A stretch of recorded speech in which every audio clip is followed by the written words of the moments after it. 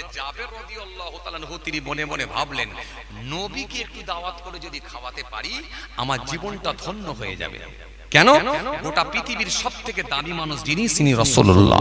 সারা আসমানের সবথেকে দামি যদি হিসাব করা হয় রাসূলুল্লাহ, কবরের ভিতরে যিনি শুয়ে আছেন সবথেকে দামি ব্যক্তি রাসূলুল্লাহ, হাসরের ময়দানে সবথেকে দামি ব্যক্তি রাসূলুল্লাহ, জান্নাতের ভিতরে সবথেকে দামি ব্যক্তি তিনি হলেন রাসূলুল্লাহ। যে আমার ঈমান আমানতু বিল্লাহ ওয়া মালাইকাতিহি ওয়া কুতুবিহি ওয়া রাসূলিহি ওয়াল ইয়াউমিল আখির ওয়াল কদরি খায়রিহি ওয়া শাররিহি মিনাল্লাহি তাআলা ওয়াল বা'সি বা'দাল মাউত। হযরতে জাবেরের একটু ইচ্ছা লেগেছে নবীকে একটু দাওয়াত করে খাওয়াবেন, একটু মেহমানদারি করাবেন। নবী সাল্লাল্লাহু আলাইহি ওয়াসাল্লামের দরবারে গেলেন, সালাম দিলেন, আসসালামু আলাইকুম ইয়া রাসূলুল্লাহ ওয়া ইয়া হাবিবাল্লাহ। হুজুর আমার বড় ইচ্ছা লেগেছে, শখ লেগেছে, আমার বাড়িতে একটু আপনাকে দাওয়াত করে খাওয়াবো হুজুর। হুজুর মেহেরবানি করে একটু দাওয়াতটা গ্রহণ করুন। আল্লাহ নবী একটু মুচকি হেসে বললেন, জাবের তোমার বড় ইচ্ছা লেগেছে আমাকে দাওয়াত করে খাওয়াবে, যাও আমি রাসূলুল্লাহ তোমার দাওয়াতকে গ্রহণ করলাম, কবুল করে নিলাম। এত আস্তে সুবহানাল্লাহ বলবেন? একটু মন খুলে হবে না? যাও আমি রাসূলুল্লাহ তোমার দাওয়াতকে গ্রহণ করলাম, কবুল করে নিলাম। জাবেরের ভেতরে, হযরতে জাবের রাদিয়াল্লাহু তাআলা আনহুর ভেতরে আনন্দর ফোয়ারা হয়ে উঠল, আনন্দর বাতাবরণ তৈরি হয়ে গেল। একেবারে ভীষণ তিনি আনন্দিত হয়ে পড়লেন। ভীষণ আনন্দিত হয়ে গিয়ে সোজা একেবারে বাড়িতে গিয়ে নিজের স্ত্রীর কাছে পৌঁছালেন। হে তরুণিয়া নওজওয়ান নেওয়াকেরা, হে আমার মুরব্বিয়ানেরা, বাবা রাসূলকে দেখেন হযরতে জাবের রাদিয়াল্লাহু তাআলা আনহু নিজের স্ত্রীর কাছে গিয়ে, নিজের আহলিয়ার কাছে গিয়ে বললেন, ও আমার বিবি, ও আমার স্ত্রী, আজকে আমি রাসূলুল্লাহকে একটু দাওয়াত দিয়েছি, মনটা আমার বড় খুশি। হযরতে জাবেরের স্ত্রী জাবেরের আহলিয়া তিনিও ভীষণ আনন্দিত হয়ে গেলেন, মনটা বড় খুশি হয়ে গেল। নবী আমাদের বাড়িতে আসবেন, নবীকে একটু মেহমানদারি করাবো। নবী আমাদের বাড়িতে আসবেন, নবীকে মেহমানদারি করাবো। মনটা বড় খুশি হয়ে গেল, ভীষণ আনন্দিত হলেন, ভীষণ তিনারা আনন্দ পাচ্ছেন যে নবী বাড়িতে আসবেন, রাসূল বাড়িতে আসবেন, ভীষণ তিনারা আনন্দ পাচ্ছেন। আল্লাহ নবী সাহাবী হযরতে জাবের রাদিয়াল্লাহু তাআলা আনহু সেই সময় বলেছেন, বিবি নবীকে তো দাওয়াত দিয়েছি, কিন্তু নবীর খাওয়াবো কি, মেনু কি হবে, খাওয়ানো কি হবে, রাসূলুল্লাহর জন্য কি কি আইটেম করা হবে একবার বলো। কেন আজকের দিনে আমরা যখন মাঝে মধ্যে বিয়ে বাড়িতে যাই, 14 রকম 15 রকম 18 রকম আইটেম করা হয়। এই জন্য মেনু চার্টটা যখন দেওয়া হয়, কিছু কিছু মানুষ দেখবেন খাওয়ার আগেতেই দেখবেন পড়াতে ব্যস্ত হয়ে যায়। কথা বলছেন না কেন? খালি গুনছে 1 2 3 4 5 6 7 8 9 10 11 12 13 14 15 রকম খাবো। কথা বলছেন না কেন? বিয়ে বাড়িতে মাঝে মাঝে দেয় না, প্রথমে চারটা দেয় না, মেনু চার্ট, 15 রকম আইটেম খাবো। চিন্তা করে দেখলো যদি বেশি খেয়ে নিই তাহলে 15টার খেতে পারবো না, তার মানে প্রথম থেকে আমাকে টুকটুক করে যেতে হবে, তবে 15টা স্বাদ পাবো, 15টা খেতে পারবো।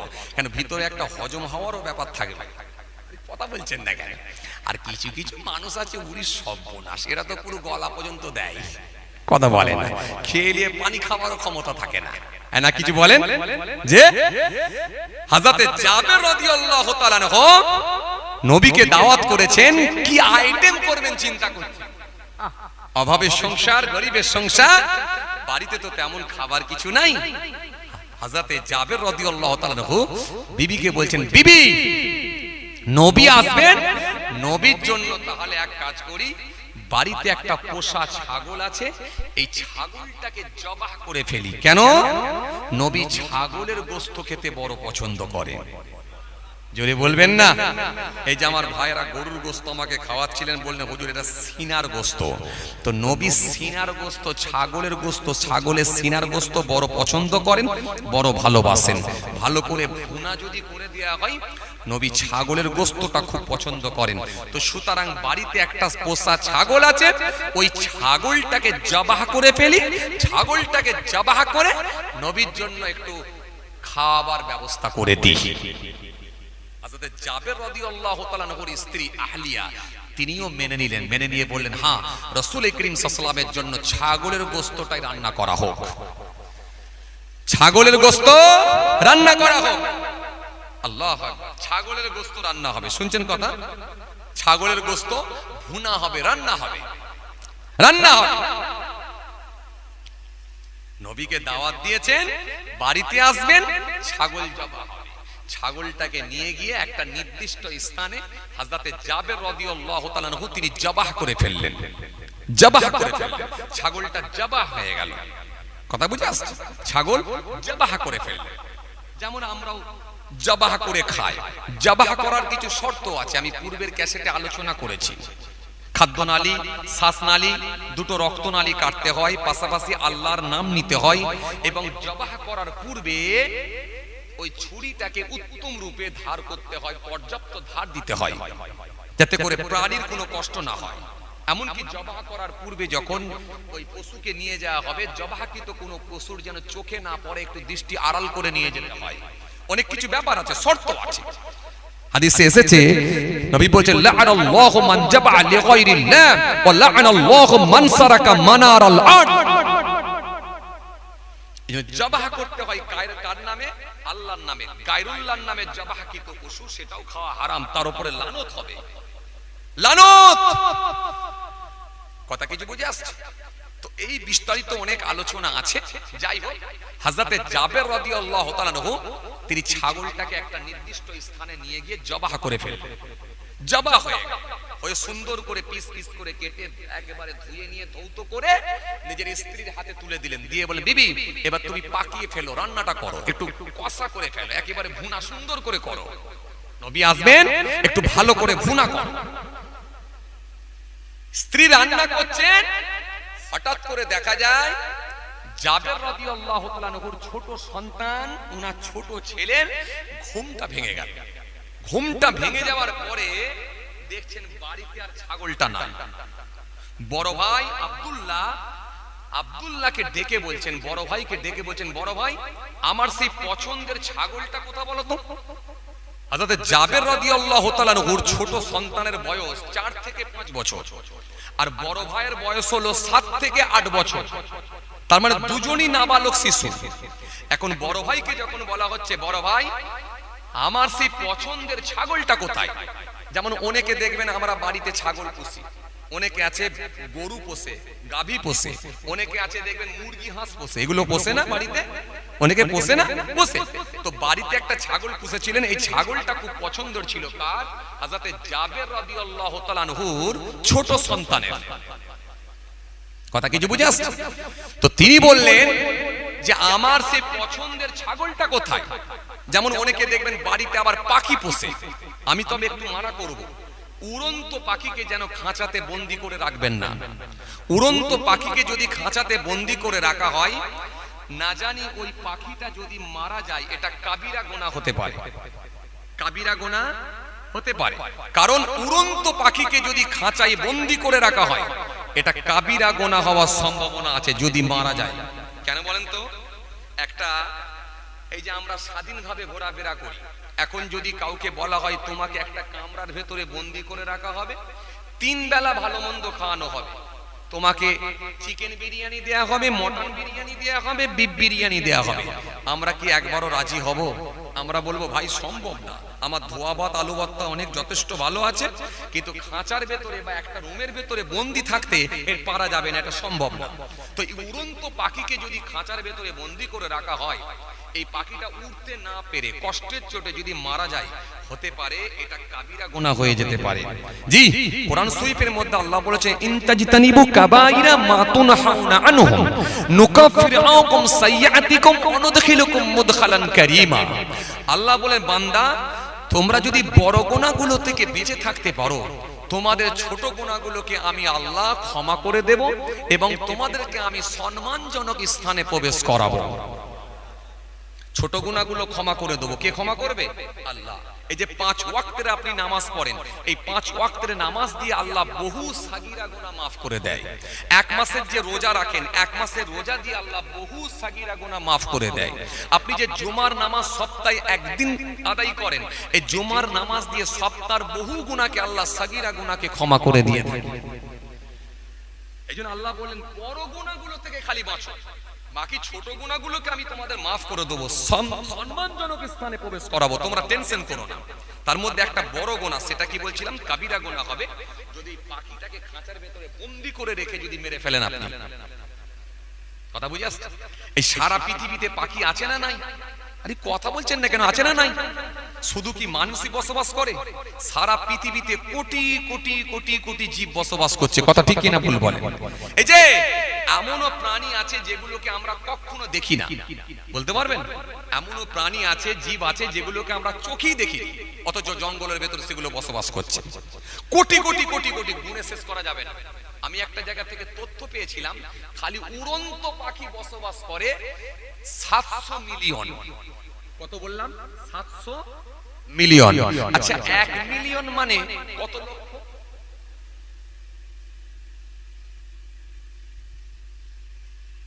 কথা বলে না, কে ভালো বলতে পারবে? এই ক্যামেরাম্যান ভাই সব চালিয়ে দিয়ে চলে গেছে, ওরা থাকলে বলতে পারতো যে এই যে দেখছেন না কটা ক্যামেরা, 1 2 3 4 5 6 7 8 9 10 11 12 13 14 15 16 17 18 19 20 21 22, হ্যাঁ 10 লাখ। এই দেখেন, বলে দিল, দেখলেন তো? ক্যামেরাম্যান ভাই বলতে পারবে। 1 মিলিয়ন মানে যদি 10 লাখ হয়, তো 700 মিলিয়ন মানে কত হবে? 1 মিলিয়ন মানে যদি 10 লাখ হয়, 7 মিলিয়ন মানে তাহলে নিশ্চয়ই 70 লাখ। তাহলে 7 মিলিয়ন মানে যদি 70 লাখ হয়, তো 700 মিলিয়ন মানে কত লাখ হবে? কত কোটি হবে? মারাত্মক ব্যাপার এটা। বাড়িতে গিয়ে যারা এই ম্যাথের যারা ভালো, যারা ম্যাথ নিয়ে পড়াশোনা করেন, ম্যাথের যারা ভালো স্টুডেন্ট হবেন, ভালো করে একবার ক্যালকুলেটর মেরে একটু গুণ করে হিসাব করে দেখবেন দেখিনি। আমার তো মনে হচ্ছে কত কোটি হবে, 70 কোটি মনে হয় সম্ভবত হতে পারে, আর নালে 700 কোটি। কত হবে বলেন দেখিনি?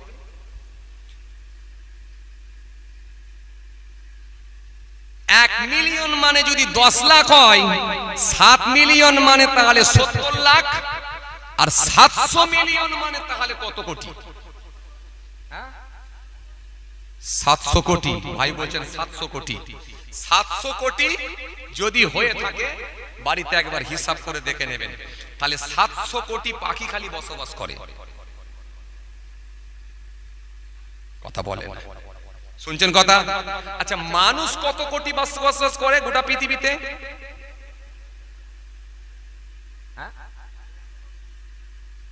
মানুষ 150 কোটি বসবাস করে সারা পৃথিবীতে।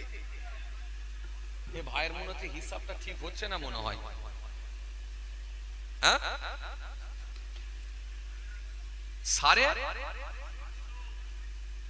হ্যাঁ, 750 থেকে 800 কোটি মানুষ বসবাস করে গোটা পৃথিবীতে। 150 কোটি তো ভাই, 140 কোটি তো খালি ভারতবর্ষে। আর আপনি আমেরিকা ধরবেন না, রাশিয়া ধরবেন না, ফ্রান্স ধরবেন না, লন্ডন ধরবেন না, জার্মান ধরবেন না, জাপান ধরবেন না, যে বাংলাদেশ ধরবেন না, শ্রীলঙ্কা ধরবেন না, পাকিস্তান ধরবেন না, আফগানিস্তান ধরবেন না, আরব ধরবেন না, দুবাই ধরবেন না, গোটা পৃথিবী জুড়ে তাহলে 750 থেকে 800 কোটি মানুষের বসবাস। তাহলে পাখির একটা হিসাব দিলাম, 700 মিলিয়ন। খুব ভালো করে শুনবেন, 700 মিলিয়ন পাখি যদি খালি উড়ন্ত থাকে পাখি, তাহলে এবারে হিংস্র প্রাণী কত হতে পারে? বাঘ আছে, ভল্লুক আছে, চিতাবাঘ আছে, হাতি আছে, ঘোড়া আছে, শিয়াল আছে। আরে কথা বলছেন না কেন? চা বাবা ঘাটটা লারেননি কেন বাপ? আছে না নাই? তাহলে কত কোটি হতে পারে এর কোনো হিসাব দেওয়া মুশকিল, কঠিন। আচ্ছা এবারে আসে, আচ্ছা তাহলে এত কোটি কোটি প্রাণী যখন আল্লাহ যখন পৃথিবীর জমিনে বানিয়েছেন, আচ্ছা মরে গেলে কটা দেখতে পান?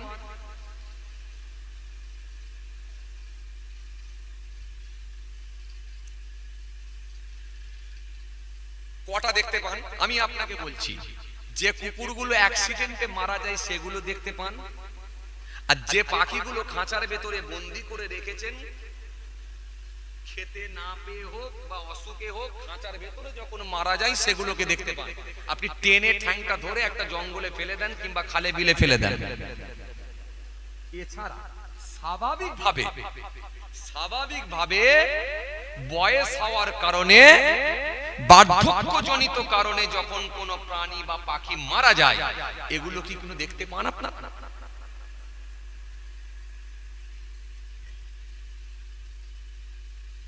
বয়স হওয়ার কারণে, বার্ধক্যজনিত কারণে যখন কোনো প্রাণী মারা যায় সেগুলোকে আপনি দেখতে পান না। যদি এই রকম মৃত্যু দেখতেন না, তাহলে একবার স্বরূপনগর বাজারে যেতে হলে আপনাকে অন্তত 15 থেকে 18টা খালি মরা দেখতে হতো রাস্তায় পড়ে আছে। কারণ কোটি কোটি প্রাণী মানে হাজার হাজার, লাখ লাখ, কোটি কোটি কোটি কোটি প্রাণী আছে, মানে তার মানে এক এক দিনে কত হাজার হাজার প্রাণী মারা যাচ্ছে, কোনো হিসাব? কথা বলছেন না কেন? কোনো হিসাব নাই। আল্লাহু আলাম, একমাত্র আল্লাহই জানে, কিন্তু আমরা দেখতে পাই না কেন? আপনাদের জাবের থেকে এসেছে, কিতাবের মধ্যে পাওয়া যায়, তিনি বলছেন যে বার্ধক্যজনিত যখন কোনো প্রাণীর মৃত্যুর সংবাদ এসে পৌঁছায়, আল্লাহর তরফ থেকে একটা মেসেজ এসে যায়। মেসেজ, বার্ধক্যজনিত কারণে যখন কোনো প্রাণী মারা যায় একটা মেসেজ আসে। কি মেসেজ? যে তোমার বার্ধক্যজনিত কারণে ওই প্রাণীটা মারা যাবে, মৃত্যুবরণ করবে। এই মৃত্যুর পূর্বে ওই প্রাণীটা একটা নির্দিষ্ট স্থানে চলে যায়, কারণ মরার জন্য সে রেডি হয়ে যায়। কথা কিছু বুঝতে পারছেন? কোথায় যায়? পাহাড়ের গুহার ভেতরে হতে পারে, কোন গভীর জঙ্গলের ভেতরে হতে পারে, কিংবা কোনো মাটির সুরঙ্গের মতো হতে পারে, কিংবা কোনো নদীর কিনারায় হতে পারে, কিংবা কোনো নদীর চরে গিয়ে হতে পারে। ওরা মৃত্যুর জন্য অপেক্ষা করে, ইন্তজার করে।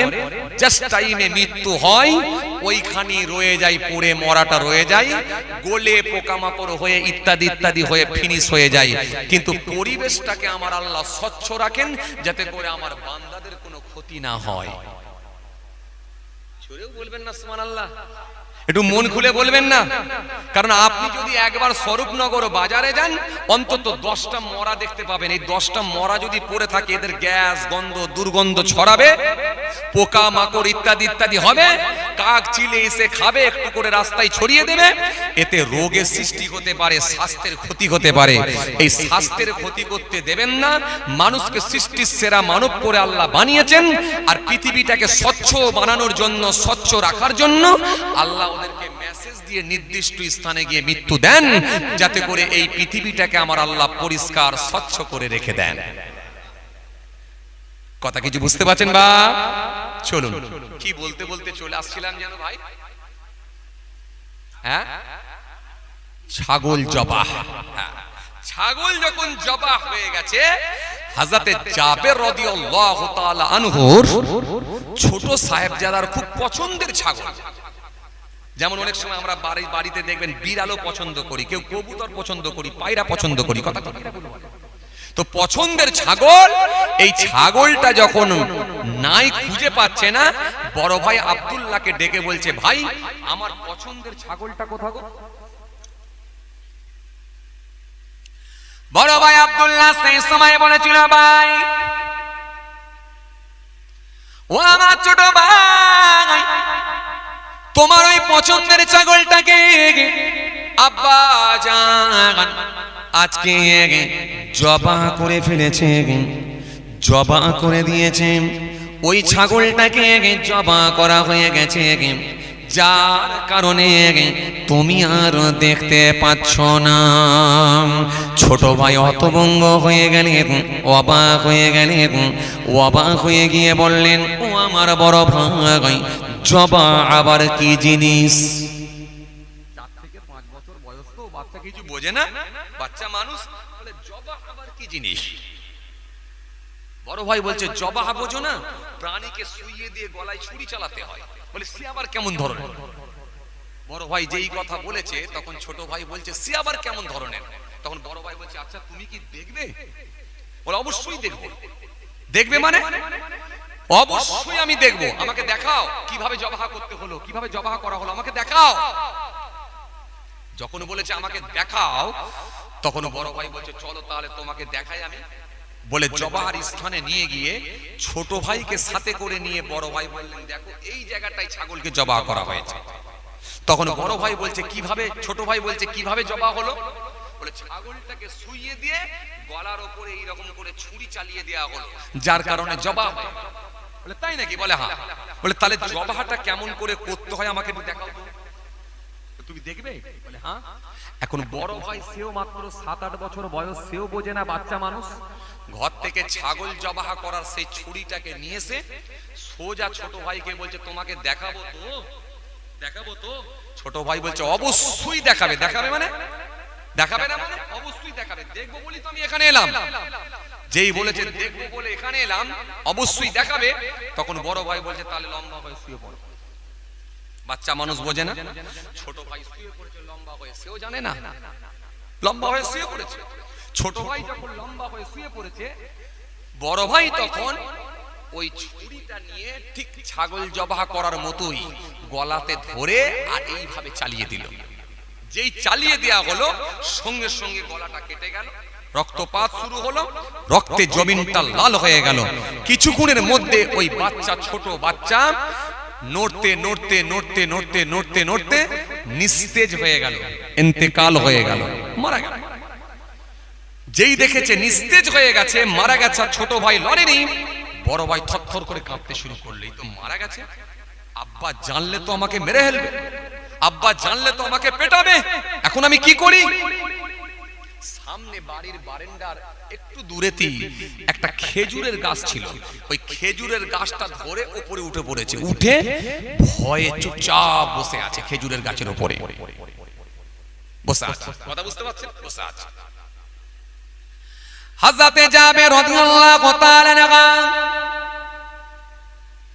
নবীকে দাওয়াত দিয়ে চলে এসেছে, মনটা বিরাট খুশি, রাসূলুল্লাহ বাড়িতে আসবে, আজকে নিজে হাতে করে নবীর ভালোবাসাতে ঘরগুলো, কামরাগুলো আমি জাবের পরিষ্কার করব।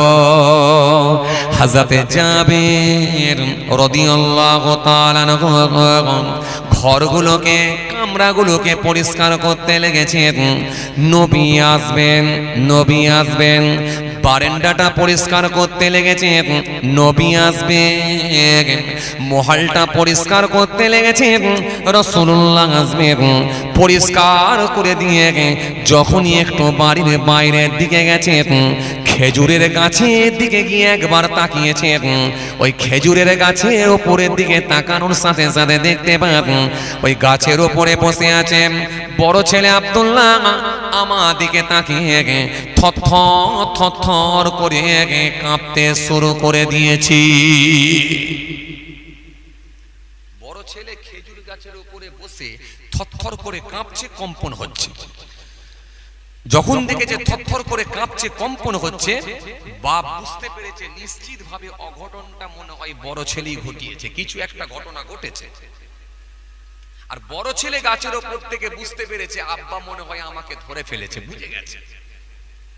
বড় ছেলে আব্দুল্লাহ তাকতে না পেরে বড় ভয় পেয়ে গেলেন।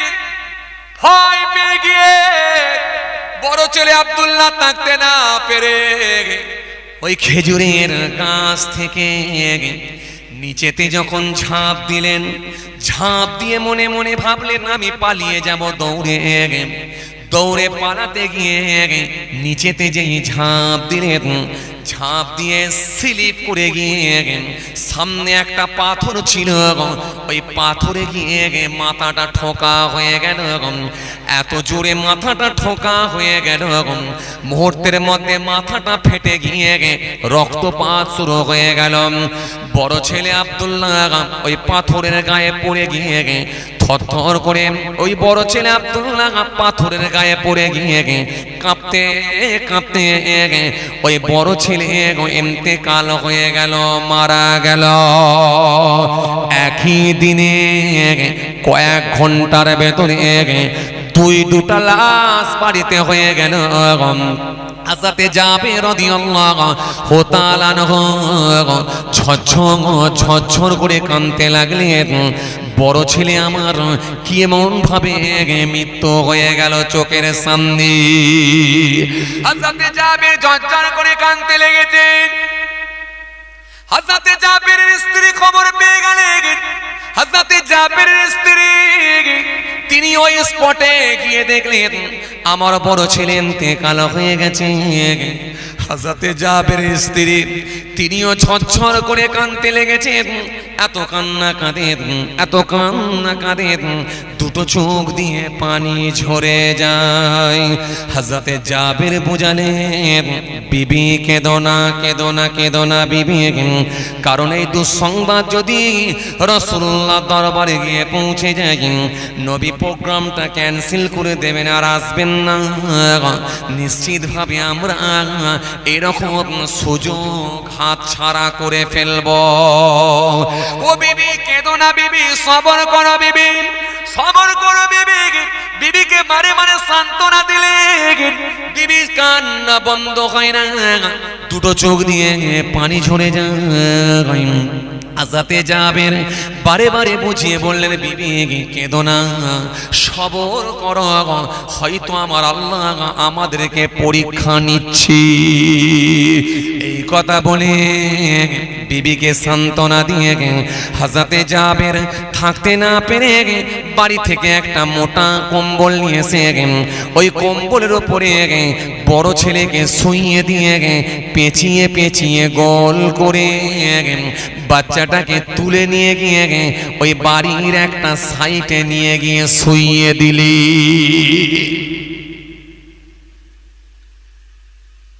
বাড়ির একটা সাইডে নিয়ে গিয়ে যখন ওই বাচ্চাটাকে শুইয়ে দেওয়া হয়েছে, হযরতে জাবের রাদিয়াল্লাহু তাআলা আনহুর মনটা বড় খারাপ, ঝরঝর করে কাঁদছে।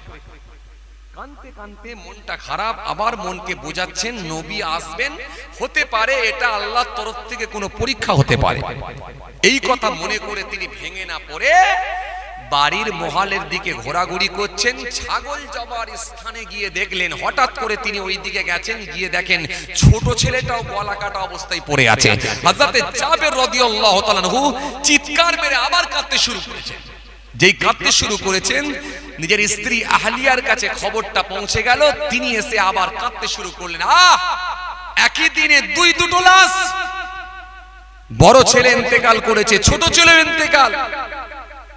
বিবি ঝরঝর করে কাঁদছে, মার সহ্য করতে পারে না, সহ্য করার কথাও না।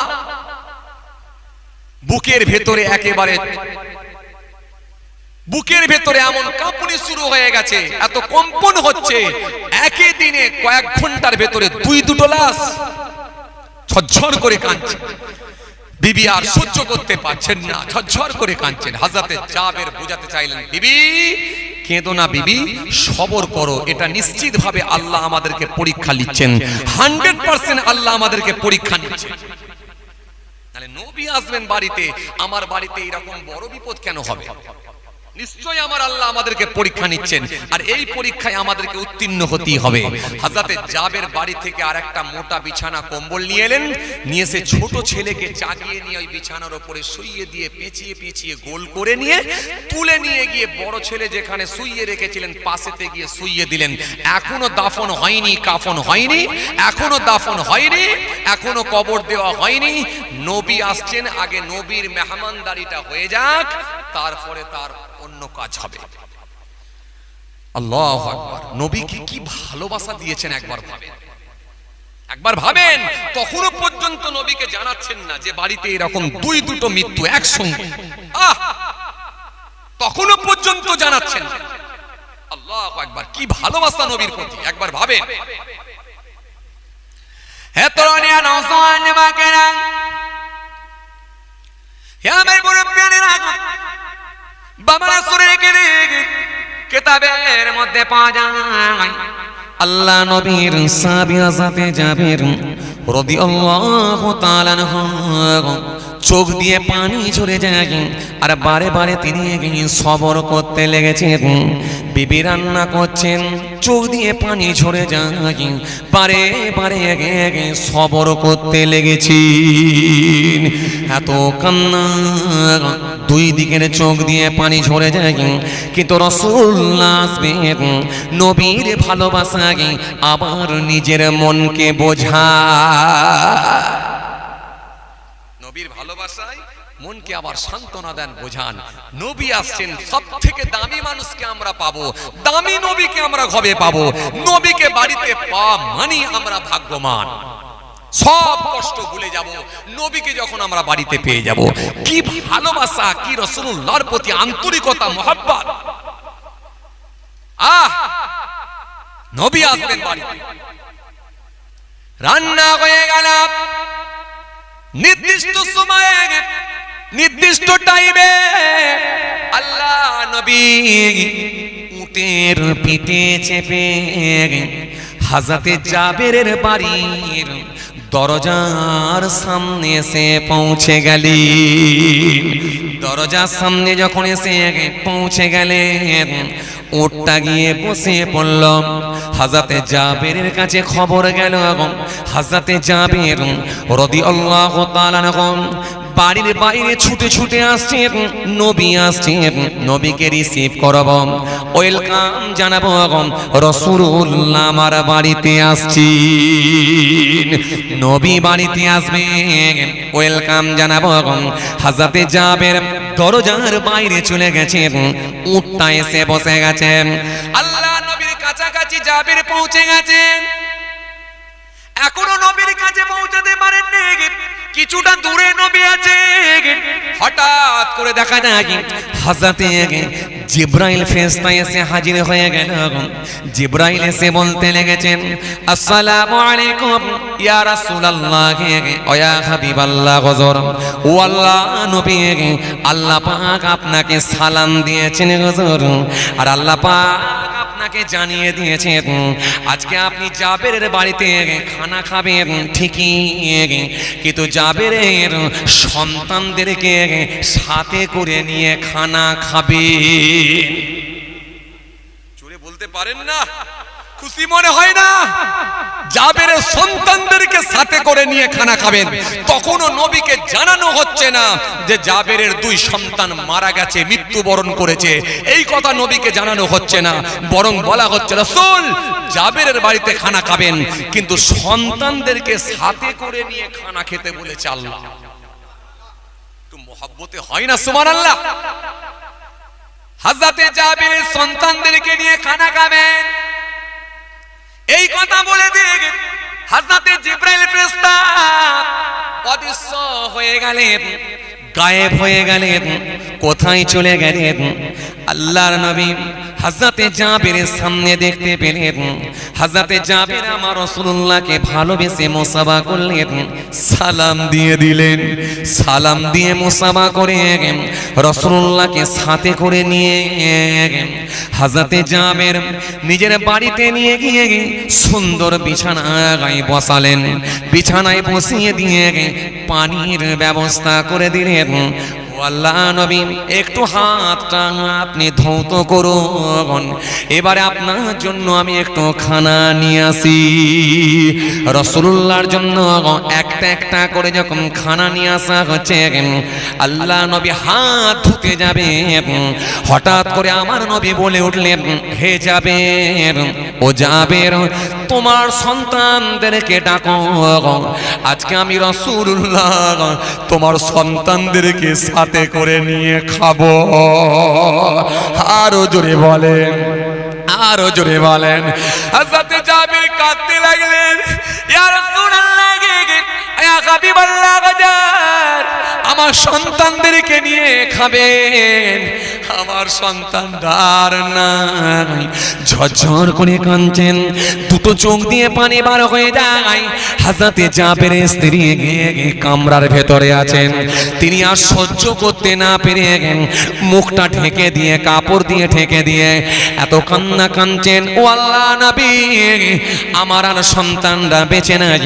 আমার ছোট সন্তান গলা কাটা অবস্থায় মৃত্যুবরণ করেছে, আর আমার বড় সন্তান পাথরে ধাক্কা মেরে মাথা ফেটে গিয়ে মৃত্যুবরণ করেছে। আমার দুইটা সন্তান আজকে ইন্তেকাল হয়ে গেছে। আল্লাহ নাই বলেন, জাবের সবর করো, তোমার স্ত্রীকেও সবর করতে বলো। হে জাবের, বলো বলো বলো, তোমার সন্তানগুলো কোথায় আমাকে দেখাবে চলো। হযরতে জাবের রাসূলুল্লাহকে সাথে করে নিয়ে সে মরা সন্তানগুলোকে দেখাতে নিয়ে গেলেন, মৃত সন্তানগুলোকে দেখাতে নিয়ে গেলেন। দেখাতে নিয়ে গিয়ে আল্লাহ নবীকে দেখালেন, বাজার ওই কম্বল মোড়া, ওটা হলো আমার বড় সন্তান। হুজুর, এটা কম্বল মোড়া, এটা হলো আমার ছোট সন্তান। আমার বড় সন্তান বাজার পাথরে ধাক্কা মেরে হুজুর মাথাটা ফেটে মৃত্যুবরণ করেছে। আমার ছোট সন্তানের গলাটা কেটে দেওয়া হয়েছে, গলা কাটা অবস্থায় মৃত্যুবরণ করেছে। ওদের দুজনকে আমি কম্বল মুড়ে দিয়ে, কম্বল মুড়ে শুইয়ে দিয়েছি। ও আল্লাহ নবী আর বেঁচে নাই। আল্লাহ নবী সেই সময় বললেন, জাবের গো, কেঁদো না কেঁদো না কেঁদো না, আল্লাহর নির্দেশ হয়ে গেছে, তোমার সন্তানদেরকে সাথে করে নিয়ে খাবার। ও জাবের, চিন্তা করো না, একটু আমাকে সময় দাও। আল্লাহ নবী তাকতে না পেরে নিজের আঙুলে ইশারা করলেন, ওই মরা সন্তানগুলোর দিকে, মৃত সন্তানগুলোর দিকে ইশারা করলেন। অঙ্গুলি ইশারা দিয়ে বললেন, জাবেরের সন্তানেরা, ও জাবেরের ছেলেরা, ও জাবেরের সন্তানেরা, আল্লাহর হুকুমে জিন্দা হও। বলার সঙ্গে সঙ্গে ওই দুইটা সন্তান, বড় সন্তান উঠে দাঁড়িয়ে গেল, ছোট সন্তান উঠে দাঁড়িয়ে গেল। গলার কাটা নাই, মাথার ফাটা নাই। দুই সন্তান উঠে গিয়ে আল্লাহ নবীকে সালাম দিয়ে বললেন, ও আল্লাহ নবী, আমাদেরকে কি বলছেন এবারে বলুন। হুজুর, আমাদেরকে কি বলছেন এবারে বলুন। দুই সন্তান জিন্দা হয়ে গেল, এটা রাসূলুল্লাহর জন্য মুজিজা, নবীর জন্য স্পেশাল ক্ষমতা। আমি আপনাকে প্রথমে কি বলছিলাম, যে নবীর জন্য সম্পূর্ণ আলাদা ব্যাপার। মনে আছে আপনাদের? রাসূলুল্লাহর সঙ্গে অন্য নবীর সঙ্গেও কোনো তফাৎ, নবীর সঙ্গে আমার নবীর অনেক তফাৎ, অন্য নবীর সঙ্গে আপনি মেলাতে পারবেন না। জি, আল্লাহ নবী দুই সন্তানকে সাথে করে নিয়ে জাবেরের বাড়িতে বসে বসে খানা খেতে শুরু করে দিলেন। জোরে বলতে পারেন না? একটু মহব্বতে হয় না? এটা নবীর জন্য স্পেশাল, এই নবীর তুলনা হয় না। নবীর যত শুনবেন আপনার মন চেঞ্জ হয়ে যাবে, নবীর প্রতি ভালোবাসা, আন্তরিকতা আরো বেড়ে যাবে। চলো এবারে একটা কথা বলি। আচ্ছা, বড় সন্তান তিনিও নাবালক বাচ্চা শিশু মানুষ ছিলেন, তাই ছোট সন্তানের গলায় ছুরি চালিয়ে দিয়েছিলেন। তো বড় সন্তান যদি জানতেন যে ছোট সন্তানের গায়ে, ছোট ভাইয়ের গলায় যদি ছুরি চালিয়ে দেয় ওরা মরে যাবে বা মৃত্যুবরণ করবে, তাহলে কি আর বড় সন্তানটা গলায় ছুরি চালাতো? আরে কথা বলেন, এখানে চালাতো না। আর ছোট সন্তান যদি জানতো আমার গলায় ছুরি চালিয়ে দিলে আমি মৃত্যুবরণ করব, মারা যাব, সে কি আর লম্বা হয়ে শুয়ে পড়তো? আরে কথা বলেন, পড়তো না। আচ্ছা, এবারে আপনারা বলেন, এই যে ছুরি চালিয়ে হত্যা, এই হত্যা আজকে পৃথিবীর জমিনে, বাংলার জমিনে, ভারতবর্ষের জমিনে আজকে বর্তমানে বেশি হচ্ছে না কম হচ্ছে? বাবা, এই কথা বলেননি কেন আপনারা? বেশি হচ্ছে না কম হচ্ছে? আচ্ছা, যারা একে অপরকে যে জবাহ করে দিচ্ছে বা হত্যা করে দিচ্ছে, এগুলো কি নাবালক শিশু দ্বারা হচ্ছে নাকি না সব মোটামুটি জাননেওয়ালা ব্যক্তি সবই বোঝে জেনে বুঝি হচ্ছে? জেনে বুঝে হচ্ছে তো নাকি? তার মানে শিশু মানুষের কাজ নয়, যারা করছে সব জেনে বুঝি হচ্ছে। তার মানে হত্যা আজকের দিনে তুলনামূলকভাবে অনেক বেশি, কথা বলে না, বেশি বেড়েছে, হচ্ছে। এই কয়দিন আগের ঘটনা আপনাদের জানা আছে, ভাইরাল খবর, ক্যানিং এর জমিনে দেওর তার ভাবির মুন্ডু কেটে নিয়েছে। এই ঘটনা আপনাদের অনেকেরই জানা আছে। দেওর তার ভাবির মুন্ডু কেটে নিয়ে মাথার চুলের মুঠি ধরে হাতে করে নিয়ে যে থানায় আত্মসমর্পণ করেছিলেন। তিনি বলেছিলেন আমি মুন্ডু কেটেছি, তার মানে বিশাল একটা ব্যাপার, বিরাট একটা পালোয়ান না হলে হয়। থানায় গিয়ে আত্মসমর্পণ করছে, অনেকে ভয়ে পালিয়ে যায়, আবার থানায় গিয়ে আত্মসমর্পণ করে দেখাচ্ছে আমি পালোয়ানের দ্বারাই সবই সম্ভব। কথা বলে না, কথা বলছেন না কেন? হ্যাঁ না কিছু বলেন না রে বাবা। যে যে এই ভারতবর্ষের জমিনে, বাংলার জমিনে একটা নয়, প্রতিনিয়ত মানুষ হত্যা চলছে। কথা ঠিক কিনা বল বলেন? কোথাও আমরা দেখছি ট্রেনের ভেতরে পিটিয়ে পিটিয়ে মানুষকে মারা হচ্ছে, কোথাও আমরা দেখছি গরম রডকে পুড়িয়ে নিয়ে এসে ছ্যাঁকা দিয়ে মুহূর্তের মধ্যে তার উপরে চামড়া উঠে গিয়ে একেবারে ভিতরের গোস্ত বেরিয়ে যায়। মুসলমান ভালো করে শোনেন, কোথাও আমরা দেখছি সাপকে লাঠি পেটা যেমন করা হয় তার থেকে ভয়ঙ্কর ভাবে মানুষের উপরে প্রহার করে মানুষের মৃত্যু দেওয়া হচ্ছে। আরে কথা বলছেন না কেন? কোথাও আমরা দেখছি বড় তরোয়াল নিয়ে এসে মানুষের উপরে মারতে মারতে মারতে মারতে মুহূর্তের মধ্যে একটা মানুষকে মেরে দেওয়া হচ্ছে। খালি মানুষ মানুষ মানুষ, খালি ধর্মটা আলাদা, এটাই সমস্যা। ভাবতে অবাক লাগে আজকে কোথায় আমরা বসবাস করছি, কোন ভারতে বসবাস করছি। আই রে হাই, আমি চিন্তা করে দেখলাম এই রকম ভাবে তো আগে হতো না। এই 10 বছর 7 বছরে এত বেশি মার্ডার হচ্ছে কেন? তখন বুঝতে পারলাম একটা হলো ইহকাল আর একটা হলো পরকাল। কথা বলে না, হ্যাঁ না কিছু বলেন না রে বাবা। একটা হলো ইহকাল আর একটা হলো পরকাল। এই ইহকালে যদি কোনো ব্যক্তির ভেতর থেকে দুনিয়ার ভয় ভীতি পালিয়ে যায়, তার মানে দুনিয়ার জেল জরিমানা আদালত ফাঁসি এই কি বলে হত্যা, এগুলো যদি দুনিয়ার আদালত জেল জরিমানা যদি ভেতর থেকে যদি ভয় ভীতি পালিয়ে যায়, তার দ্বারাই অন্যায় কাজ করা সম্ভব। আর একটা ব্যক্তি যদি কবরে আখিরাতের ভয় ভীতি যদি ভেতর থেকে পালিয়ে যায়, তার দ্বারাও তো মনে রাখবেন এরকম অন্যায় কাজ করা সম্ভব। চিন্তা করে দেখলাম যারা এই রকম অন্যায় কাজগুলো করছে তারা পরকালকে বিশ্বাস করে না। পরকালকে যখন বিশ্বাস করে না, তার মানে ওই দিকে তো যাচ্ছেই না। এবারে ইহকাল, এই ইহকালে এই যে পৃথিবীর জমিনে জেল জরিমানা ফাঁসি যদি তাদের ভেতর থেকে যদি ভয়ভীতিটা পালিয়ে যায়, তার মানে মার্ডার করাটা তাদের কাছে কোনো ব্যাপারই নয়। কারণ যখন কোনো মানুষ মার্ডার করার প্রস্তুতি নেয়, সে জানে আমি একটা দলের সঙ্গে যুক্ত আছি, আমার দলের কর্মীরা যারা আছে বা আমার দলের সহকর্মী যারা আছে বা আমার দলের যারা নেতৃত্ব আছে, নিশ্চিতভাবে আমি মার্ডার করলেও জেল হলেও কিন্তু আমাকে অল্প দিনের ভেতর দিয়ে অল্প দিনের মধ্যে আমার জামিন করিয়ে নেবে এবং গলাতে আমার মালা দিয়ে বরণ করিয়ে নিয়ে আসবে। আরে কথা বলছেন না কেন? হ্যাঁ না কিছু বলেন না? যখন সে জেনে যাবে যে জামিন আমার নিশ্চিত, তখন জানবেন তার অন্যায় কাজের দিকে ধাবিত হওয়াটাও তার দ্বারাই কোনো সমস্যা নাই। তো সুতরাং ভাইরা আমার, বন্ধুরা আমার, খেয়াল করেন, এই জন্য আজকের দিনে এই বড় বড় অন্যায় কাজের সঙ্গে যুক্ত হয় মানুষ, তাদের পেছনে একটা দল থাকে বলে, সাপোর্ট আছে বলে তারা মনে করে আমাদের দ্বারাই অন্যায় হলেও কিন্তু আমার দলের যারা কর্মী আছেন বা দলের যারা নেতৃত্ব আছেন তারা আমাদেরকে জামিন করিয়ে নেবে, যার কারণে ভেতর থেকে ভয় ভীতিটা পালিয়ে গেছে। ও মুসলমান ভালো করে শোনেন, এই ইহকালে যদি আমরা ন্যায় বিচার নাও পাই, কিন্তু পরকালে আল্লাহর দরবারে বিচার পেতেই হবে। কথা ঠিক কিনা ভুল বলেন? কেন? আমার আল্লাহ বলেন আহকামুল হাকিমিন, উত্তম বিচারক। উত্তম বিচারক, উত্তম বিচারক কেমন? খুব ভালো করে শোনেন। কোন মানুষ যদি একটা মার্ডার করে, খুব ভালো করে শুনবেন, কোন মানুষ যদি একটা মার্ডার করে, ওই ব্যক্তিটাকে যখন দোষী সাব্যস্ত করে তাকে তুলে নিয়ে গিয়ে যদি অ্যারেস্ট করা হয়, জজ সাহেব যদি নিরপেক্ষভাবে বিচার করে, এখন এই মার্ডার করার জন্য এই মার্ডার কেসের আসামি যে, তার কি বিচার হতে পারে? হ্যাঁ, সাপোজ ধরুন না, যদি ন্যায় বিচার পায় তো কি বিচার পেতে পারে?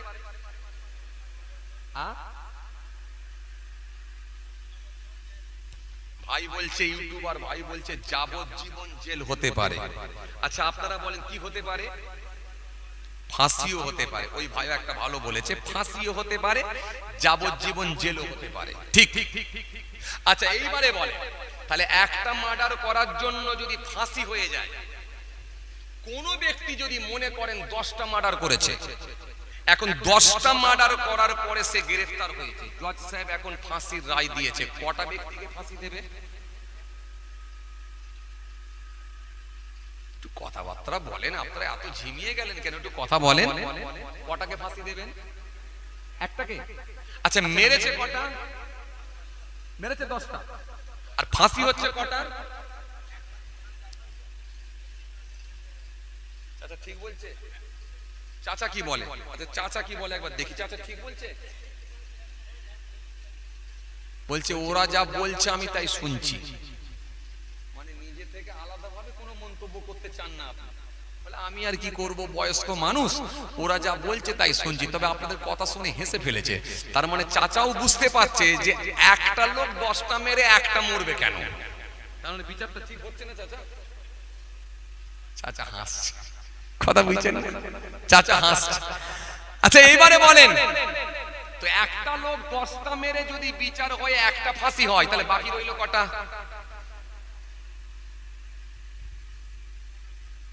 কি বিপদে পড়েছি আল্লাহ।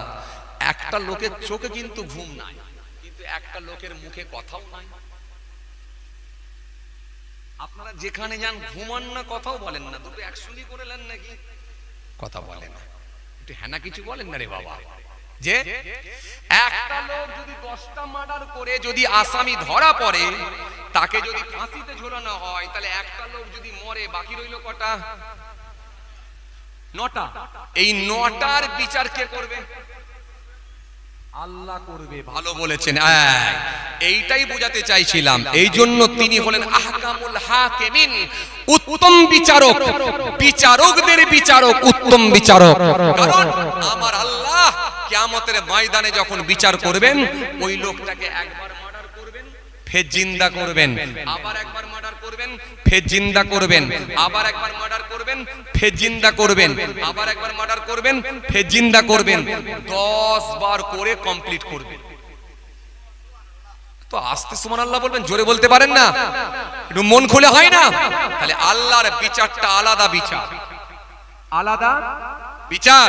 তার মানে পৃথিবীর জমিনে যদি বিচারের জায়গায় যদি কেউ নাও পায়, এই পৃথিবীর জমিনে যদি বিচার নাও পায়, নাই বিচার না পেলেও কিন্তু আল্লাহর আদালতে বিষ যাবে না, 100% বিচার পাবে।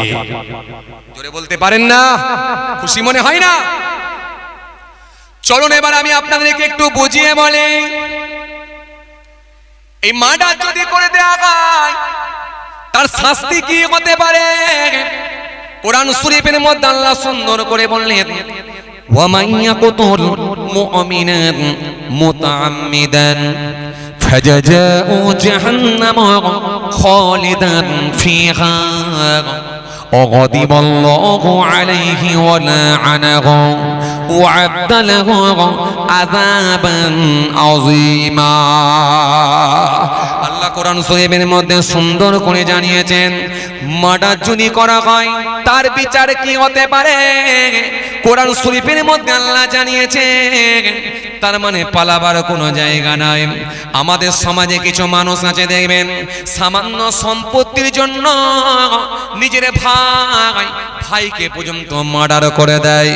আমাদের সমাজে এমন স্বামী আছে দেখবেন, পরকীয়ায় লিপ্ত হওয়ার কারণেতে পর পুরুষ দিয়ে নিজের স্ত্রীকে পর্যন্ত খুন করে দেয়। 10 বছরের সংসার ভেঙে চুরমার হয়ে যায়।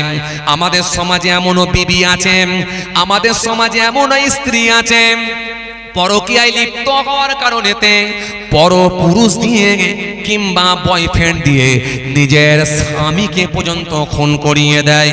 10 বছরের সংসার এক মুহূর্তে ভেঙে দেয়। কেউ খুন হয়ে কবরে যায়, আর কেউ খুন করে জেলে যায়। ও মুসলমান, ভালো করে শুনে রেখে নেন।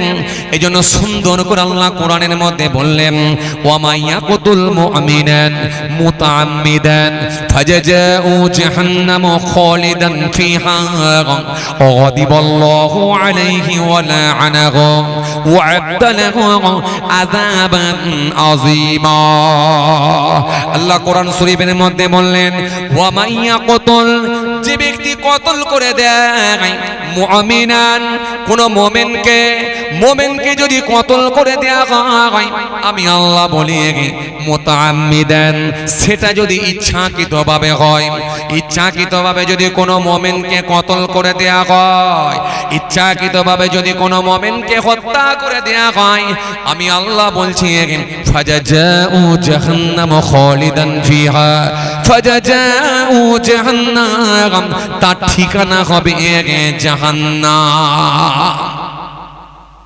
ঠিকানা কোথায় জোরে বলেন ঠিকানা কোথায় জাহান্নাম এখন আপনারা বলবেন হুজুর এটাও তো আমরা জানতাম কতল করে দিলে হত্যা করলে জাহান্নামে যাবে না আবার যেতে হবে কিন্তু হুজুর আপনাদের মুখে শুনেছি সামান্য পরিমাণ ঈমান নিয়ে যদি মৃত্যু হয় একদিন না একদিন নাজাত পাবে এই ওয়াজ শুনেছেন না শুনেন আরে কথা বলছেন না কেন শুনেছেন না শুনেননি শুনেন না সামান্য পরিমাণ যদি ঈমান নিয়ে মৃত্যুবরণ করে একদিন না একদিন নাজাত পাবে চাচা শুনেছেন আই চাচা শুনেছে তার মানে এই ওয়াজ হয়েছে তার মানে এখন যদি কেউ মার্ডার করতে যায় সে যদি এই নিয়ত করে লাগে যে সামান্য পরিমাণ ঈমান নিয়ে যদি মৃত্যুবরণ করি তার মানে নাজাত তো আবার পাচ্ছি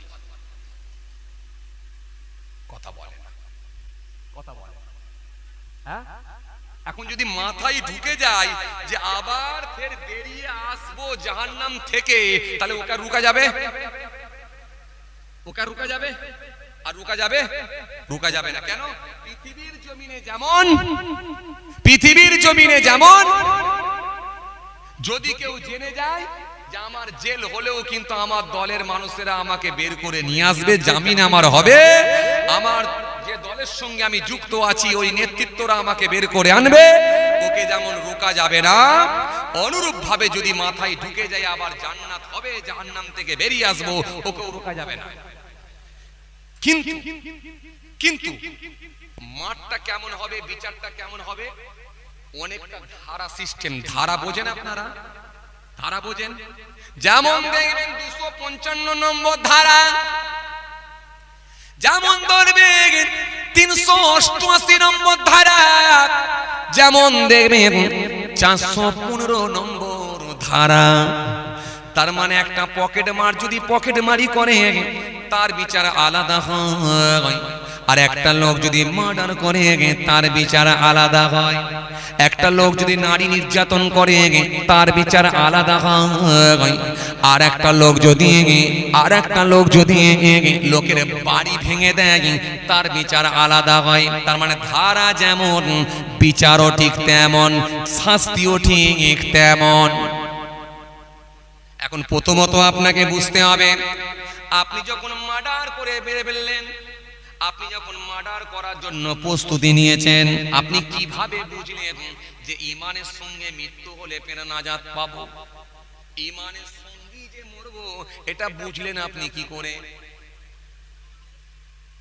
কথা বলেন ঈমানের সঙ্গে তো মৃত্যু নাও হতে পারে আরে কথা বলছেন না কেন মৃত্যু তো নাও হতে পারে তাহলে আপনি বুঝলেন কি করে যে ঈমানের সঙ্গে হবে চলুন এই জন্য আল্লাহ ক্লিয়ার করলেন সোনা বান্দা মৃত্যুটা যে আমি আল্লাহ দেব এটা তো বড় যন্ত্রণাদায়ক আর আযাবটা আমি আল্লাহ যেটা রেখেছি সেটা নিয়ে একটু ক্লিয়ার করছি ধারাটা কেমন শোনো আমি আল্লাহ বলছি ফাজাজাউ জাহান্নাম তার ঠিকানা হবে জাহান্নাম আমি আল্লাহ বলি খালিদান ফিহা সেখানে সে চিরকাল থাকবে তার মানে আর কোনোদিন বেরিয়ে কথা বলেন বেরিয়ে আসবে না তার মানে আর কোনোদিন বেরোনোর কোনো সুযোগ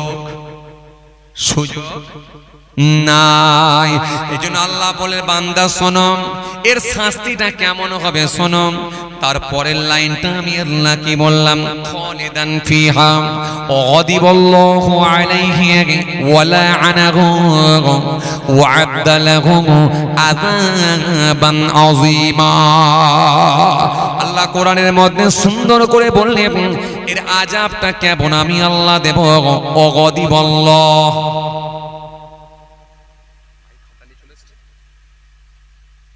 রেডি করে ফেলেন। যাক, আমি আর বলছি না, আল্লাহ নিয়ে এলে আবার আলোচনা হবে ইনশাআল্লাহ। অনেক সময় আপনারা দিয়েছেন আলহামদুলিল্লাহ, আর আপনাদেরকে আমি কষ্ট দেবো না আলহামদুলিল্লাহ। যাই হোক, মাশাআল্লাহ মাশাআল্লাহ মাশাআল্লাহ, ঠিক আছে, আমি আর সময় নিচ্ছি না, আল্লাহ নিয়ে এলে আবার আলোচনা হবে ইনশাআল্লাহ। কারণ এইভাবে যদি কোরআনের আয়াত একটা একটা করে বলা হয়, গোটা কতেক নবীর হাদিস যদি দেওয়া হয়, এই হত্যাকারী শাস্তিটা আল্লাহ কি রেখেছে আপনি বুঝতে পেরে যাবেন। এত সহজ নয়, এত সহজ নয়। যা খুশি তাই করবো আর একদিন না একদিন নাজাত পাবো, জান্নাত পাবো, এটা ভুলে যেতে হবে, এটা ভুলে যেতে হবে। যাই হোক, আপনাদেরকে আমি আল্লাহ এত বেনিফিট দেবো, এত নেকি দেব, যে তারা যদি একটা কোনো নেকি করার ইচ্ছা পোষণ করে, অমনি তাদের নেকির খাতাতে একটা নেকি লেখা হবে।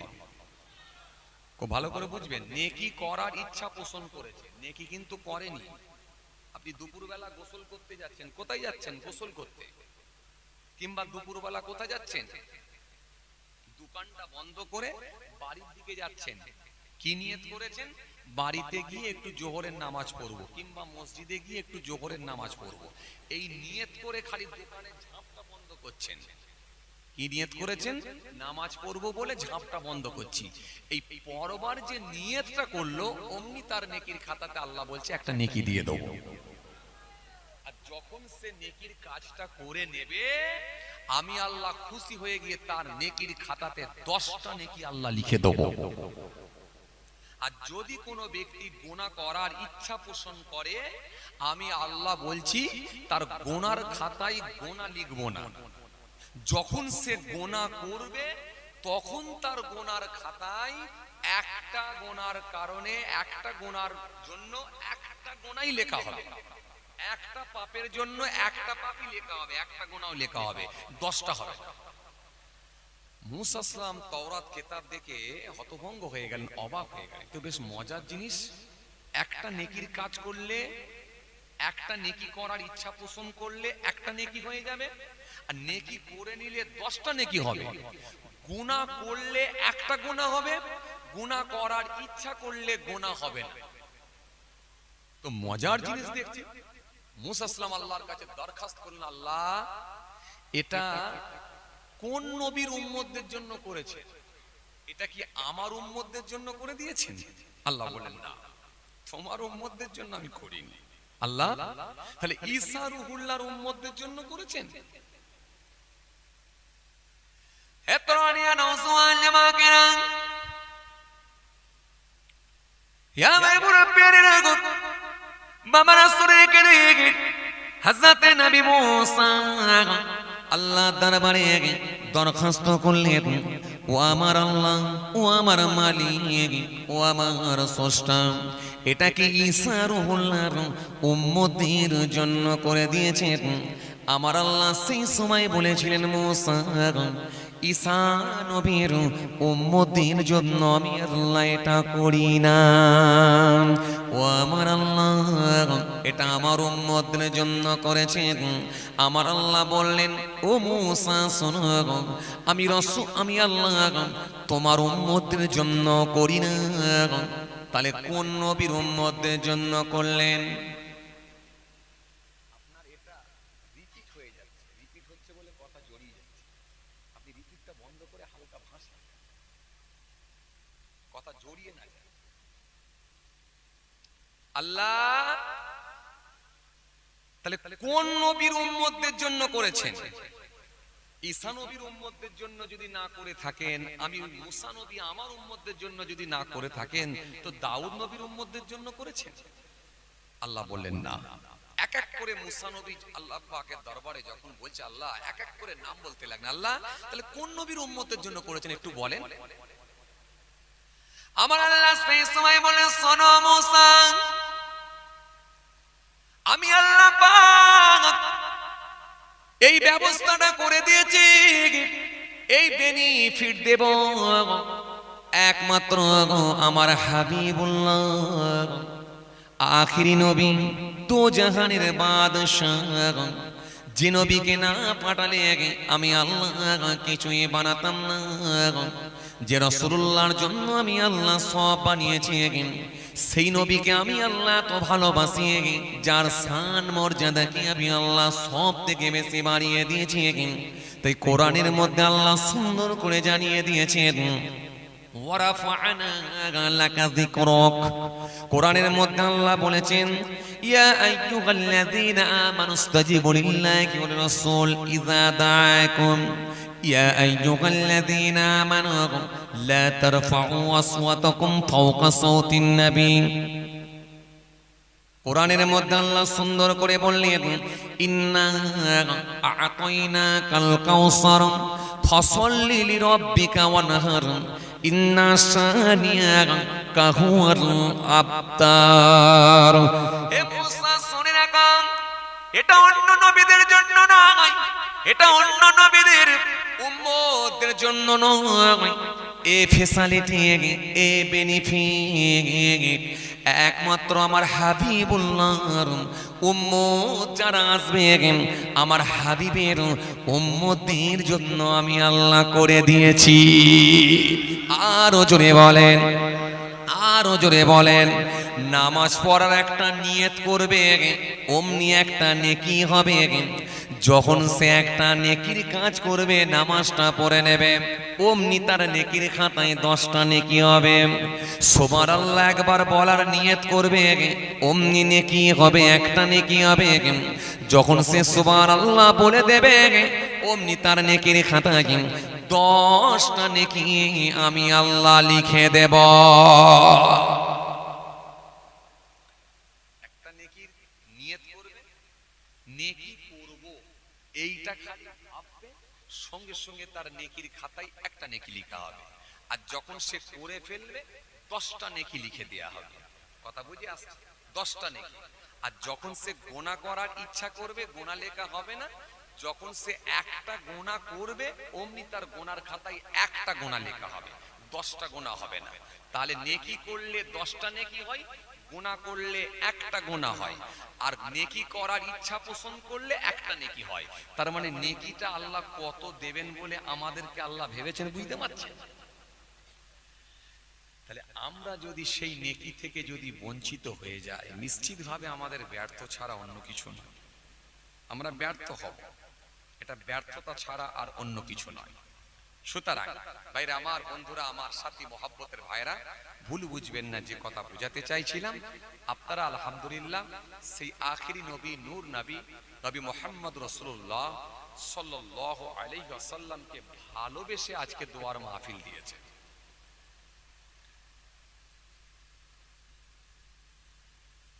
নবী সাল্লাল্লাহু আলাইহি ওয়াসাল্লামকে ভালোবেসে আজকের দোয়ার মাহফিল দিয়েছেন।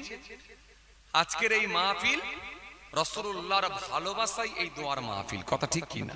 আল্লাহর সন্তুষ্টির জন্য তার হাবিবুল্লাহকে ভালোবেসে এমন একটা মাস আমরা পছন্দ করেছি, বেছে নিয়েছি, যেটা হলো রবিউল আউয়াল মাস। রবিউল আউয়াল মাস আরবি মাসের তৃতীয় মাস, সেটা হলো রবিউল আউয়াল মাস। এই রবিউল আউয়াল মাসের গুরুত্ব অনেক বেশি।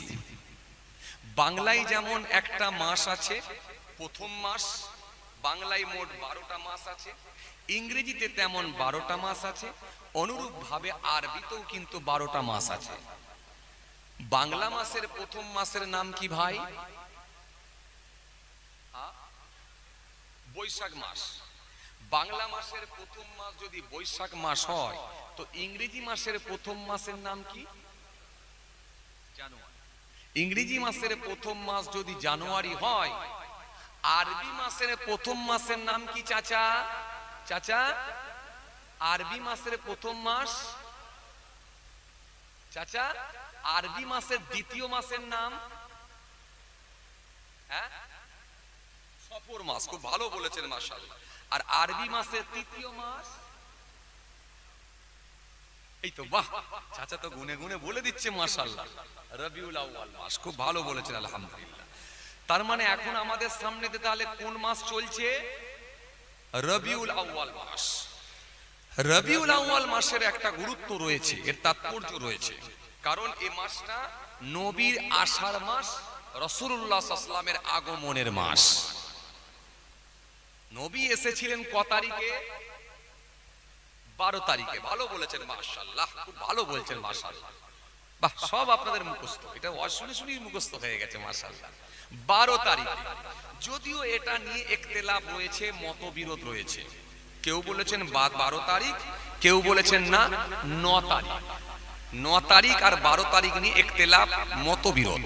তবে বেশিরভাগ ফাকিগণের মতে বা বেশিরভাগ মুহাদ্দিসিন কেরামগণের মতে 12 তারিখের গুরুত্বটা বাড়ানো হয়েছে।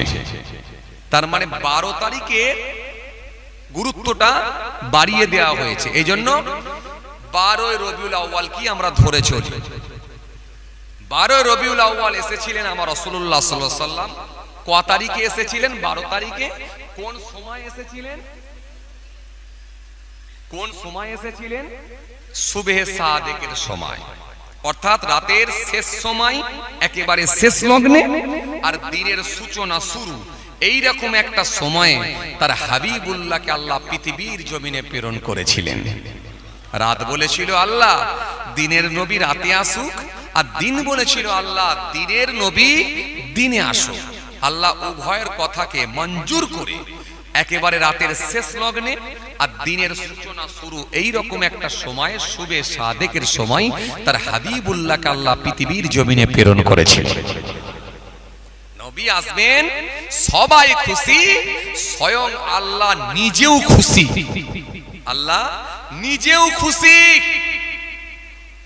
নবী আসবেন, সবাই খুশি। জি, আরববাসীরা এত অন্যায়, এত অত্যাচার, এত অবিচার, এত পাপ কর্মের সঙ্গে সম্পৃক্ত হয়েছে। আল্লাহ পাক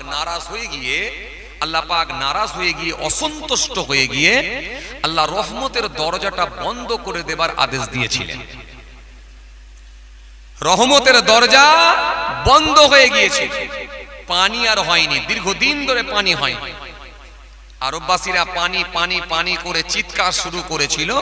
জ্যান্ত গাছগুলো সব পানির অভাবে, ফুল পাতাগুলো সব শুকিয়ে গিয়ে ঝরে ঝরে পড়তে শুরু হয়েছিল। জীবজন্তুগুলো সব পানির অভাবে মারা যেতে লেগেছে। কিন্তু রাসূল আসছেন, আমার দোস্ত বন্ধু আসছেন, আল্লাহর সহ্য করতে পারলেন না। রহমতের ফেরেশতাকে বলেন, ফেরেশতা দীর্ঘদিন ধরে আমি আল্লাহ অসন্তুষ্ট হয়ে গিয়ে, নারাজ হয়ে গিয়ে রহমতের দরজা বন্ধ করে দেওয়ার কারণেতে জমিনটা খরা হয়ে গেছে, নদী নালা খালবিল গুলো সব শুকিয়ে গেছে। কিন্তু আমার হাবিবুল্লাহ আসছে, তো আমি আর সহ্য করতে পারছি না। আমার হাবিবের খাতিরে রহমতের দরজা খুলে দেওয়ার আদেশ দিয়ে দিলাম। অফুরন্ত পানি, অফুরন্ত পানি, অফুরন্ত পানি। জীবজন্তুগুলো সব পানি পেয়ে তৃপ্তি লাভ করলো, আরববাসীরা পানি পেয়ে তৃপ্তি লাভ করলো। জ্যান্ত গাছগুলো পুনরায় ফের ফল পাতা ফুলগুলো সব ধরতে শুরু হলো। আরববাসীরা সে বছরের একটা নাম দিয়েছিল হাদিসের পরিভাষায় সানাতুল ফিতরি ওয়াল ইবতিহাস, জয়ের বৎসর, আনন্দের বৎসর বলে তারা অভিহিত করেছে। কার খাতিরে? রাসূলুল্লাহর খাতিরে। সেই নবীকে ভালোবেসে আপনারা এই দোয়ার মাহফিল দিয়েছেন বাবাজি। নবীর শান নিয়ে আমি বলছি, রাসূলুল্লাহর শান মর্যাদা আল্লাহ কত বাড়িয়েছে। সেই নবীর আলোচনা শোনার জন্য আপনারা বসেছেন। সেই নবীর শান মর্যাদা আল্লাহ কত বাড়িয়েছেন। যে নবীকে ভালোবেসে দোয়ার মাহফিল দিয়েছেন, যে নবীর আলোচনা শুনতে বসেছেন, সেই নবীর আলোচনাটা শুনতে স্বয়ং আল্লাহ বলছেন আমি নিজেই পছন্দ করি, আমি নিজে পছন্দ করি। ওয়ারাফা'না লাকা যিকরাক, হাবিব আপনার জিকির, আপনার আলোচনা আমি আল্লাহ উচ্চ মর্যাদা, উচ্চ আসন দান করেছি। জোরে হবে না একটু? খুশি মনে হয় না? হ্যাঁ, কাকে ভালোবেসে দোয়ার মাহফিল দিয়েছেন বুঝুন। নবীকে, যে নবী সম্পর্কে আল্লাহ কোরআনে কারীমের মধ্যে জানালেন, ইয়া আইয়ুহাল্লাযীনা আমানু ইসতাজিবু লিল্লাহ ওয়া লিরাসূল ইযা দাআকুম। এই পৃথিবীর মানুষ, তোমাদেরকে যখন আমার রাসূল ডাক দেবেন, তোমরা যে কোনো হালতে থাকো, যে কোনো অবস্থাতে থাকো, আমার নবীর ডাকেতে তোমরা উত্তর দাও। রাসূলুল্লাহর একজন বিখ্যাত সাহাবী ছিলেন, যার নাম হলো হযরত সাঈদ বিন মুআল্লা রাদিয়াল্লাহু তাআলা। তিনি একদিন নামাজে দাঁড়িয়েছিলেন, আর আল্লাহর নবী সাল্লাল্লাহু আলাইহি ওয়াসাল্লাম ডাকতে শুরু করলেন, বাবা সাঈদ, বাবা সাঈদ, এখানে এসো বাবা। বাবা সাঈদ ডাকছেন। সাঈদ বিন মুআল্লা রাদিয়াল্লাহু তাআলা আনহু তিনি শুনতে পাচ্ছেন যে নবী ডাকছেন, নবী ডাকছেন, তিনি শুনতে পাচ্ছেন, কিন্তু নামাজে দাঁড়িয়ে আছে। নামাজ পড়ছি মানে কার হুকুম মানছি? আরে কথা বলছেন না কেন? কার হুকুম? আল্লাহর হুকুম। এই লাইটটাকে এত জোরে ফ্ল্যাশটা মেরেছে পুরো একদম মাথার উপরে, ভালো করে তাকানো যাচ্ছে না। এখানে কি আছে? একটু ঘুরিয়ে দিলে ভালো হয়।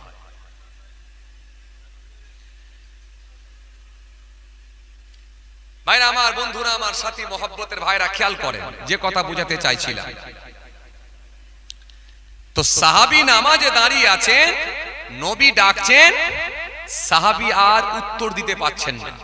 খুব ভালো করে শুনবেন। সাহাবী মনে মনে ভাবলেন নবীর ডাকের উত্তর দেওয়াটা আমার জরুরি ছিল, কিন্তু হুকুম মানছি কার? নামাজ পড়ছি মানে কার হুকুম মানছি? আল্লাহ।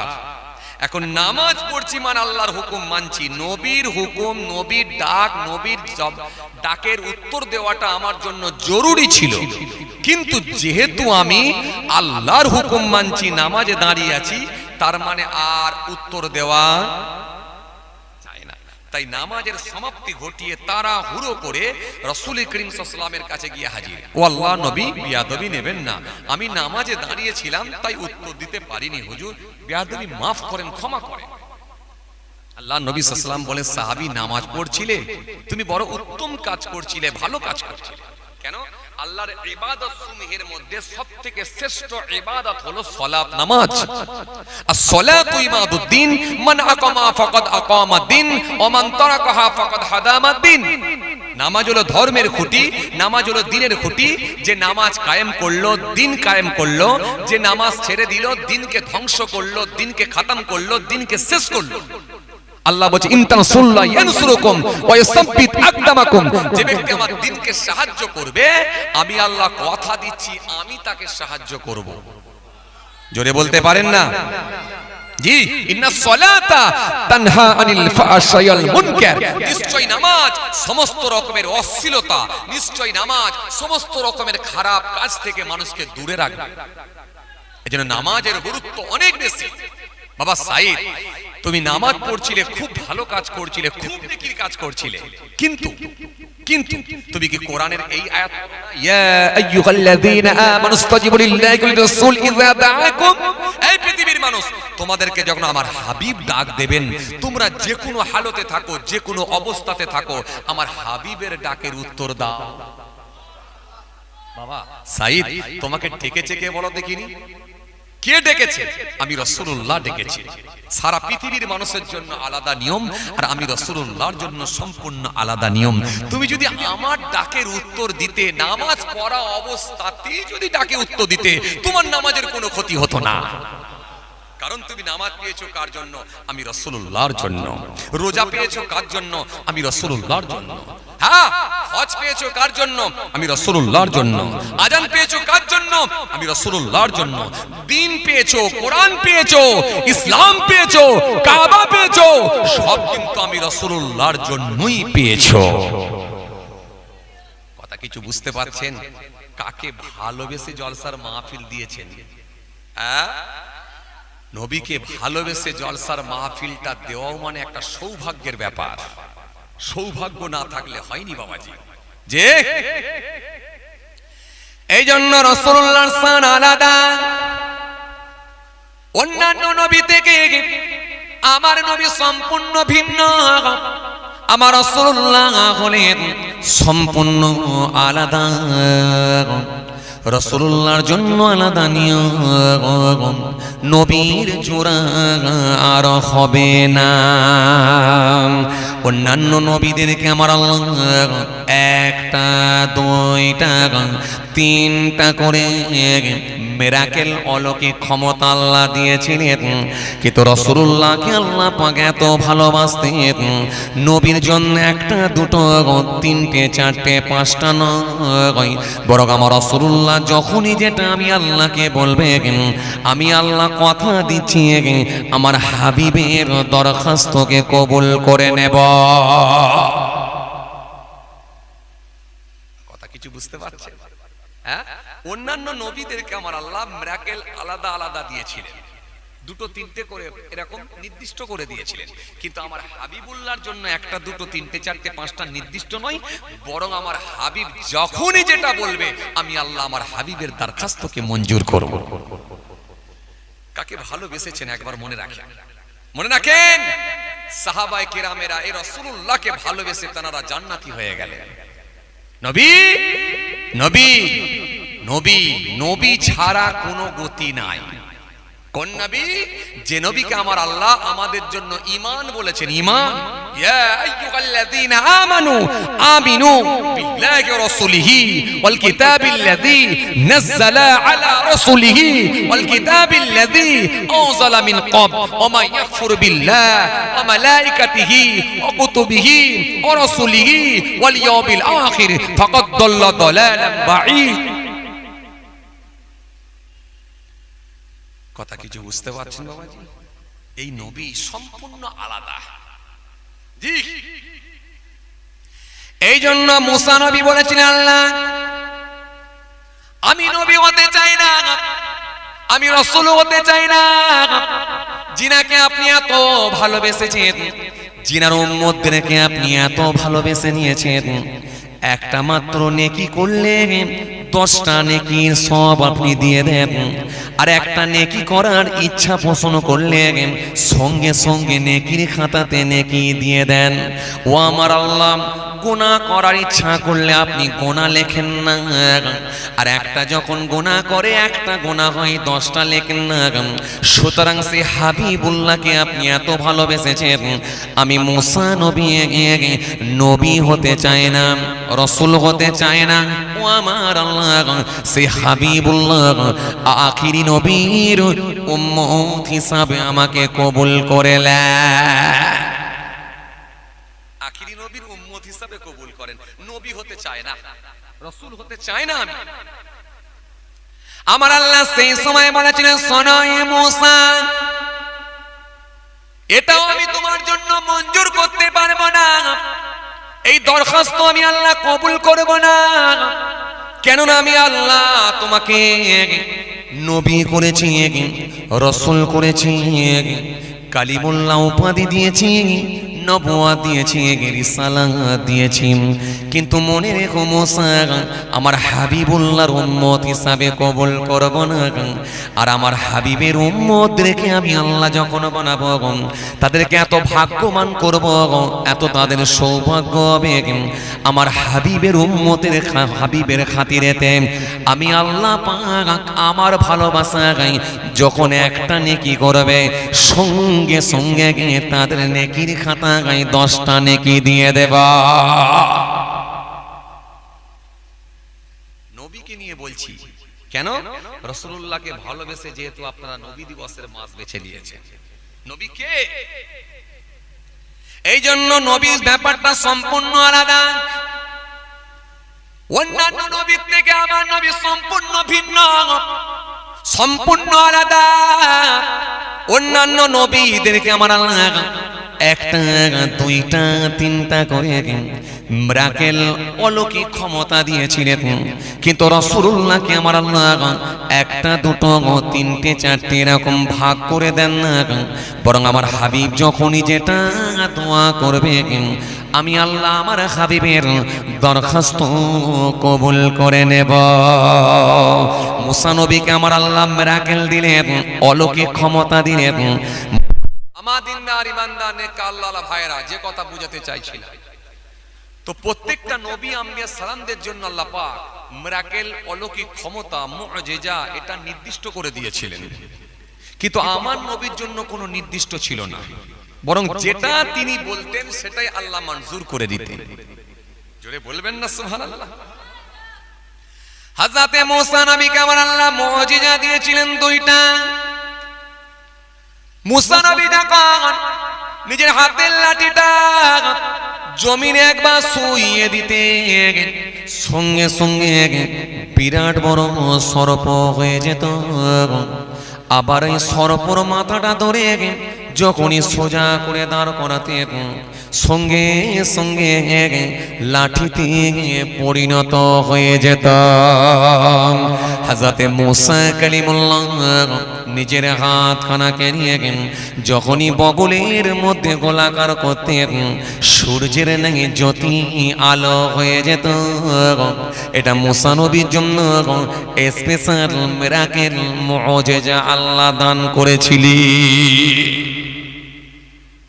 হযরত ঈসা রূহুল্লাহকে আল্লাহ দিয়েছিলেন। হযরত ঈসা রূহুল্লাহ, হযরত ঈসা সাল্লাম তিনি যখন কোনো অন্ধ ব্যক্তির সামনে যেতেন, খালি একবার চোখেতে হাত বুলাতেন, আল্লাহ দরবারে দোয়া করতেন, সঙ্গে সঙ্গে অন্ধ ব্যক্তিটা দৃষ্টি শক্তি ফিরে পেত।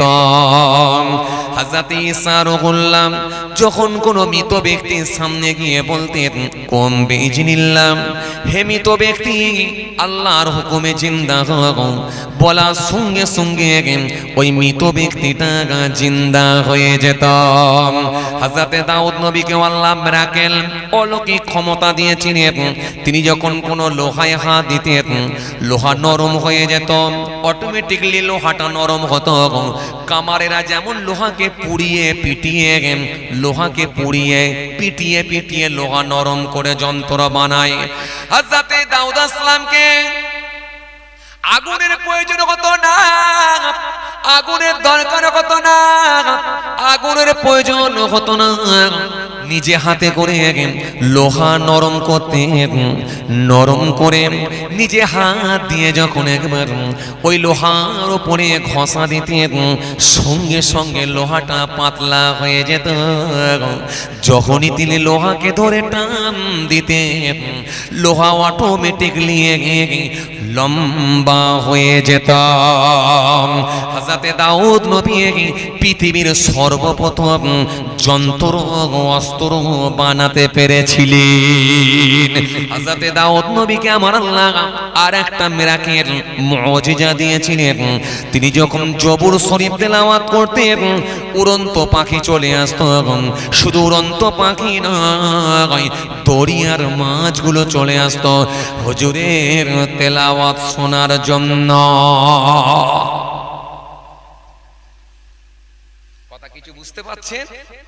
এই দাউদ নবীর জন্য আল্লাহ নির্দিষ্ট করেছেন, ঈসা নবীর জন্য নির্দিষ্ট, দাউদ নবীর জন্য নির্দিষ্ট, সুলাইমান নবীর জন্য নির্দিষ্ট, মুসা নবীর জন্য নির্দিষ্ট, ইব্রাহিম নবীর জন্য নির্দিষ্ট, কিন্তু হাবিবুল্লাহর জন্য না, না, এটা স্পেশাল আমার নবী, স্পেশাল অফার। এ যেখান থেকে যাবে সেখানেই রাস্তা খোলা থাকবে। জোরে বলতে পারেন না? এটা ভিআইপি, ভিআইপি, এই ভিআইপি ক্যাটাগরির মানুষ যারা, তাদের ফ্যাসিলিটি আলাদা। এটা আমার নবী ভিআইপি নয়, এই নবীর ফ্যাসিলিটি আলাদা। নবীর জন্য আমার আল্লাহ একটা দুটো নির্দিষ্ট করলেন না। রাসূল দোয়া করলে আল্লাহ আকাশের চাঁদ দ্বিখণ্ডিত করে দাও, বলা মাত্র আকাশের চাঁদ দ্বিখণ্ডিত হয়ে গেল। সাহাবীর নামাজ কাজা হয়ে গেছে, আসরের নামাজ। নবীর কাছে সাহাবী দাঁড়িয়েছিলেন, সাহাবীর মুখটা একটু শুকিয়ে গেছে, আসরের নামাজ কাজা। আল্লাহ নবী হযরত আলীর কথা আর সহ্য করতে পারলেন না। রাসূলুল্লাহর ভালোবাসায় ওয়াক চলে গেছে, নবীকে বলতে পারেন না। আল্লাহ নবীর সামনে হযরত আলীর মুখটা শুকনো হয়ে গেছে। আমার নবী সেই সময় বলেন, আলী মনটা খারাপ কেন বলো? ইয়া রাসূলুল্লাহ, আসরের নামাজটা কাজা হয়ে গেল হুজুর, সূর্যটা ডুবে গেল হুজুর। আল্লাহ নবী বলেন, হে আলী যাও তুমি ওযু করে এসো। হযরত আলী বলছেন, হুজুর সূর্য তো ডুবে গেছে। আল্লাহ নবী সেই সময় বলে, আলী যাও আমি রাসূলুল্লাহ বলছি তুমি ওযু করে এসো। নবী বলেছেন, আর হযরত আলী থাকতে না পেরে ওযু করে নিলেন। আমার নবী একবার থাকতে না পেরে আল্লাহ দরবারে দোয়া করলেন, আল্লাহ আসরের টাইম করে দাও, সূর্য যে জায়গায় ছিল সে জায়গাতেই তুমি পৌঁছে দাও। সঙ্গে সঙ্গে ডোবা সূর্য ফের উদিত হলো, আসরের ওয়াক্ত হয়ে গেল। ও আলী যাও যাও আসরের নামাজ আদায় করে না। এ নবী আলাদা, এ নবীর সঙ্গে কোন নবী মিলবে না। লোকে মনে করে কিয়ামত হয়ে গেছে, কিয়ামত নয়, নবীর দোয়াতে ডোবা সূর্য ফের উদিত হয়েছে। আল্লাহু আকবার, এ নবী আলাদা। নবী আমার কূপের সামনে গেছেন, পানি নাই, একটু আল্লাহর দরবারে দোয়া করলেন, কূপের মুখ পর্যন্ত পানি হয়ে গেল, কূপের পরিপূর্ণ পানি হয়ে গেল। নবী দোয়া করেছেন আলাদা, এটা নবীর জন্য সম্পূর্ণ স্পেশাল। নবী জিজ্ঞাসা করলেন, হাতের মুঠোর মধ্যে যেটা আছে ওটা আমি বলবো না ওটার ভেতরে কি আছে? হাতের মুঠোয় কি আছে সে বলবে, আমি কে? কেননা এই ওয়াজ আপনাদের জানা আছে, আমি লম্বা বলছি না, শুধুমাত্র ধরিয়ে দিচ্ছি নবীর শান কতটা, নবীর ইজ্জত কত। হযরতে নবী, আল্লাহ নবী থাকতে না পেরে বললেন, তোমার হাতের মুঠোয় যেটা আছে ওটা কি আছে আমি বলবো, নাকি না ওর ভেতরে যেটা আছে সে বলবে আমি কে? কাফের নবীর কাছে এসে প্রশ্ন করছেন, হুজুর হাতের মুঠোর ভেতরে যেটা আছে যদি বলে দিতে পারেন আপনাকে নবী বলে মানব। নবী বলছেন, শোনো, হাতের মুঠোয় যেটা আছে আমি বলবো না ও নিজে বলবে, কোনটা চাও? ঘাবড়ে গিয়ে বলে, হাতের মুঠোয় যেটা আছে ও তো কথা বলতে পারে না। হুজুর এ যদি কথা বলে দেয়, এই হাতের মুঠোর ভেতরে যেটা আছে ওটা যদি বলে দেয়, হুজুর তাহলে আমি বেশি খুশি হব। আল্লাহর নবী বলে, এই হাতের মুঠোর ভেতরে থাকা নুরি কাকর বালুগুলো সাক্ষ্য দাও আমি কে? ওই হাতের ভেতর থেকে আওয়াজ উঠছে, নুরি কাকর বলছে, আশহাদু আন্না মুহাম্মাদুর রাসূলুল্লাহ, আমি সাক্ষ্য দিচ্ছি আপনি হলেন আল্লাহ নবী, আল্লাহ রাসূল, আল্লাহর প্রিয় দূত। বলতে পারেন না, এটা নবীর জন্য স্পেশাল।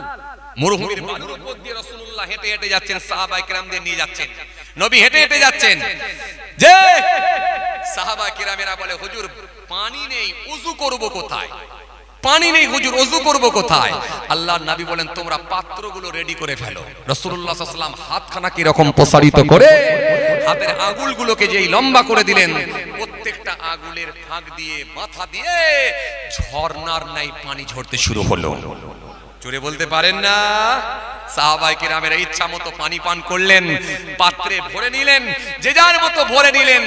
আবার নবী দোয়া করলেন, পানি বন্ধ হয়ে গেল। এই নবীর একটা দুটো তিনটে না, মুজিজা বলে শেষ করতে পারবেন না, শেষ করতে পারবেন না। নবী মরুভূমির বালুর উপর দিয়ে যাচ্ছেন, একটু ইস্তেনজা করবেন, টয়লেট করবেন, ইস্তেনজা করবেন। ফাঁকা জায়গায় ইস্তেনজা করব কেমন করে? একটা পর্দার ব্যাপার আছে। ফাঁকা জায়গায় ইস্তেনজাটা করব কি করে? একটা পর্দার ব্যাপার দরকার। যদিও পানি আছে কিন্তু পর্দার দরকার। নবী দূরের দিকে তাকালেন, বৃক্ষের দল, গাছের দল দাঁড়িয়ে আছে। আল্লাহ নবী ইশারা করলেন, হে গাছের দল, তোমরা এসে আমাকে একটু ঘিরে ধরো, একটু পর্দা করো, আমাকে একটু পর্দা করো, আমাকে একটু ঘিরে ধরো, আমি রাসূলুল্লাহ একটু ইস্তেনজা করব। বলার সাথে সাথে ওই গাছগুলো অটোমেটিকলি সরে এসে রাসূলুল্লাহর কাছে এসে মরুভূমির বালুর উপর এসে আল্লাহ নবীকে গোল করে ঘিরে ধরলো। জোরে বলতে পারেন না? এরকম একটা দুটো তিনটে নয়, একাধিক মুজিজা, অলৌকিক ক্ষমতা আল্লাহ নবীকে দান করেছে। এই রাসূলুল্লাহকে নিয়ে বলে শেষ করতে পারবেন না। নবী মেরাজে যাবেন, এই ওয়াজও আপনাদের জানা আছে, যদিও আমি ডিটেইলস আলোচনায় যাচ্ছি না, শুধুমাত্র আমি শান নবীর মর্যাদা কত আল্লাহ দিয়েছেন এটা বোঝাতে গিয়ে বলছি। নবী কোথায় যাবেন? মেরাজে যাবেন। রাসূলুল্লাহ সাল্লাল্লাহু আলাইহি ওয়াসাল্লাম মেরাজে যাবেন, আল্লাহর সঙ্গে দিদার করবেন। হ্যাঁ, যে যানবাহনে চেপে আমার নবী যাবেন, ওটার নাম কি বাবা? বুরাক। Correct answer. ড্রাইভার কে এসেছে? হযরতে জিবরাইল আলাইহিস সালাম এসেছে। নবীকে সাথে করে নিয়ে যাবেন বুরাকে চেপে। বুরাক, বুরাক শব্দটা এসেছে বারকুন থেকে, যার অর্থ হলো বিদ্যুৎ। বিদ্যুৎ, লাইট। লাইটের গতিবেগ সবথেকে বেশি, ফ্ল্যাশের গতি সবথেকে বেশি, এমনকি হেলিকপ্টার, এরোপ্লেনের থেকেও গতি বেশি হয়। এজন্য একটা টর্চ লাইট মারবেন, দেখবেন মুহূর্তের মধ্যে বহুদূর পর্যন্ত ফোকাসটা পৌঁছে যায়। এজন্য ফ্ল্যাশ বলা হয়েছে, লাইট বলা হয়েছে, বিদ্যুৎ বলা হয়েছে, আলো বলা হয়েছে। সুতরাং এই বুরাকের গতিবেগ এত বেশি ছিল, নবী সাল্লাল্লাহু আলাইহি ওয়াসাল্লামের চোখের দৃষ্টি যত দূর যেত, বুরাকের এক পা তত দূর পৌঁছাতো। জোরে বলতে পারেন না? এই বোরাকে চেপে নবী চলে যাচ্ছেন আল্লাহর সঙ্গে দিদার। প্রথম আসমান, দ্বিতীয় আসমান, তৃতীয় আসমান, চতুর্থ আসমান, পঞ্চম আসমান, ষষ্ঠম আসমান, সপ্তম আসমান, এক একটা এরকম আসমানে অনেক ঘটনা, অত ডিটেলসে যাচ্ছি না। একেবারে সিদরাতুল মুনতাহা পর্যন্ত গিয়ে হুজুর আমি আর যেতে পারবো না হুজুর, এবারে যদি যাই 600 নূরের ডানা পুড়ে আমার ছারকার হয়ে যাব, এটা একেবারে শেষ বর্ডার, আমার আর যাওয়ার ক্ষমতা নাই। আল্লাহ নবী একটু মনটা খারাপ, অজানা অচেনা জায়গা, আবার অজানা রাস্তা, নবী কিভাবে একা যাবেন? জিবরাইল ছিল, সেও আমার কাছ থেকে সরে যাচ্ছে, বুরাকও যাবে না, কিভাবে যাব? নবীর একটু মনটা খারাপ হয়ে গেছে। রাসূলুল্লাহর একটু মনটা খারাপ। জিবরাইল ফেরেশতা বলে, হুজুর মন খারাপ করছেন কেন হুজুর? দাওয়াতটা তো আমি দিইনি, দাওয়াতটা দিয়েছেন আল্লাহ, সুতরাং আপনাকে নিয়ে যাবার ব্যবস্থাটাও কিন্তু আল্লাহ নিজেই করে দেবে। জোরে বলতে পারেন না সুবহানাল্লাহ? নবী একটু আগিয়ে যান না, ব্যবস্থা তো আল্লাহ করবে, আপনি চিন্তা করছেন কেন? যান না। আমার নবী সাল্লাল্লাহু আলাইহি ওয়াসাল্লাম একটু আগিয়ে গেলেন, আমার আল্লাহ পাঠালেন রফরাহ। রফরাহ এ কেমন গাড়ি? যেমন আপনারা হসপিটাল, নার্সিং হোম অনেক সময় যেতে হয়, আল্লাহ না করেন তবুও যেতে হয়, গেলে দেখেছেন একটা ছোট্ট ঘর, লিফট, যে লিফটের ভেতরে ঢুকে খালি নাম্বারটা দাবিয়ে দেওয়া হয়, টিপে দেওয়া হয়, 5 নম্বর কি 7 নম্বর টেপা হয়, মুহূর্তের মধ্যে 5-7 তলা 10 তলা বিল্ডিং এর উপরে চলে যাওয়া যায়। এই রফরাহ, এই যে নবীর জন্য আল্লাহ স্পেশাল গাড়ি পাঠিয়েছেন, নবী যেই চাপলেন সোজা একেবারে আল্লাহর আরশ। জোরে বলতে পারেন না? গিয়ে রাসূলুল্লাহ দেখলেন আরশ। নবী চিন্তা করলেন, মুসা নবীকে আল্লাহ ধমক দিয়ে বলেছিলেন, মুসা জুতো খুলে ওঠো, তুর পাহাড়ে উঠছো, আমার সঙ্গে কথোপকথন হবে, জুতো খোলো। আর আমি আরশে যাচ্ছি, আল্লাহর সঙ্গে দিদার করব, দেখব। এখন যদি জুতোটা পরে উঠি, না জানি বিয়াদবি হবে। নবী একটু কিন্তু কিন্তু করে জুতোটা খুলতে যাচ্ছেন, সঙ্গে সঙ্গে আল্লাহ বললেন, হাবিব আপনি আর মুসা নবী এক নয়, মুসা নবীর জন্য জুতো খোলাটা উত্তম, এই মুসা নবীর জন্য জুতো খোলাটা উত্তম, আর আপনার জন্য জুতো পরাটা হলো উত্তম, কারণ আপনার ওই জুতোর ধুলার ওসিলায় আমি আল্লাহ বলছি আমার আরশটাও ধন্য হয়ে যাবে। জোরে বলতে পারেন না? নবী চলে গেলেন, আরশ দেখবেন লেখা আছে লা ইলাহা ইল্লাল্লাহ মুহাম্মাদুর রাসূলুল্লাহ সাল্লাল্লাহু আলাইহি ওয়াসাল্লাম। নবী দেখে আল্লাহকে বললা, এই আরশের মতো মুতাবাররক জায়গায়, খাস জায়গায় তুমি আমার নাম দিয়েছো। আল্লাহ বলে, শোনো হাবিব, শুধু আরশের মতো খাস জায়গায়, মুতাবাররক জায়গায় যে তোমার নাম দিয়েছি এমনটা নয়, সব জায়গাতেই তোমার নাম দিয়েছি। মেরা আরশ पे तेरा नाम, खतीब के खुतबे में तेरा नाम, मुहद्दिस के हादिस में तेरा नाम, मुफस्सिर के तफसीर में तेरा नाम, कुरान के हर पारे में तेरा नाम, मुकर्रर की तकरीर में तेरा नाम, मस्जिद के मीनार में तेरा नाम, मुहद्दिस के हादिस में तेरा नाम, यहाँ तक के मोहम्मद जा होगा मेरा नाम, वहाँ होगा तेरा नाम। আর একটু জোরে হয় না? আয় আমার দোস্ত বন্ধু, শুধু আরশে যে দিয়েছি এমন নয়, এই পৃথিবীর জমিনে যখন আমার বান্দা বান্দিরা পড়বে লা ইলাহা ইল্লাল্লাহ, ওই কলেমা কিন্তু আমার কাছে আসবে না যতক্ষণ না পড়ে মুহাম্মাদুর রাসূলুল্লাহ সাল্লাল্লাহু আলাইহি ওয়াসাল্লাম, কারণ তোমার ওসিলাতে আমি আল্লাহ কালেমাকে কবুল করে নেব। জোরে বলতে পারেন না? তো কলেমার ভেতরে তোমার নাম, আজানের ভেতরে তোমার নাম, কোরআনের ভেতরে তোমার নাম, হাদিসের ভেতরে তোমার নাম, তাফসীরের ভেতরে তেরা নাম, এমন কি মসজিদের যে মেম্বার আছে, মেহরাব আছে, একদিকে আমি আল্লাহর নাম আর অপর দিকে একজন কি রেখেছি, সেটা হলো তোমার নাম। কথা কিছু বুঝতে পারছেন? কি বুঝলেন?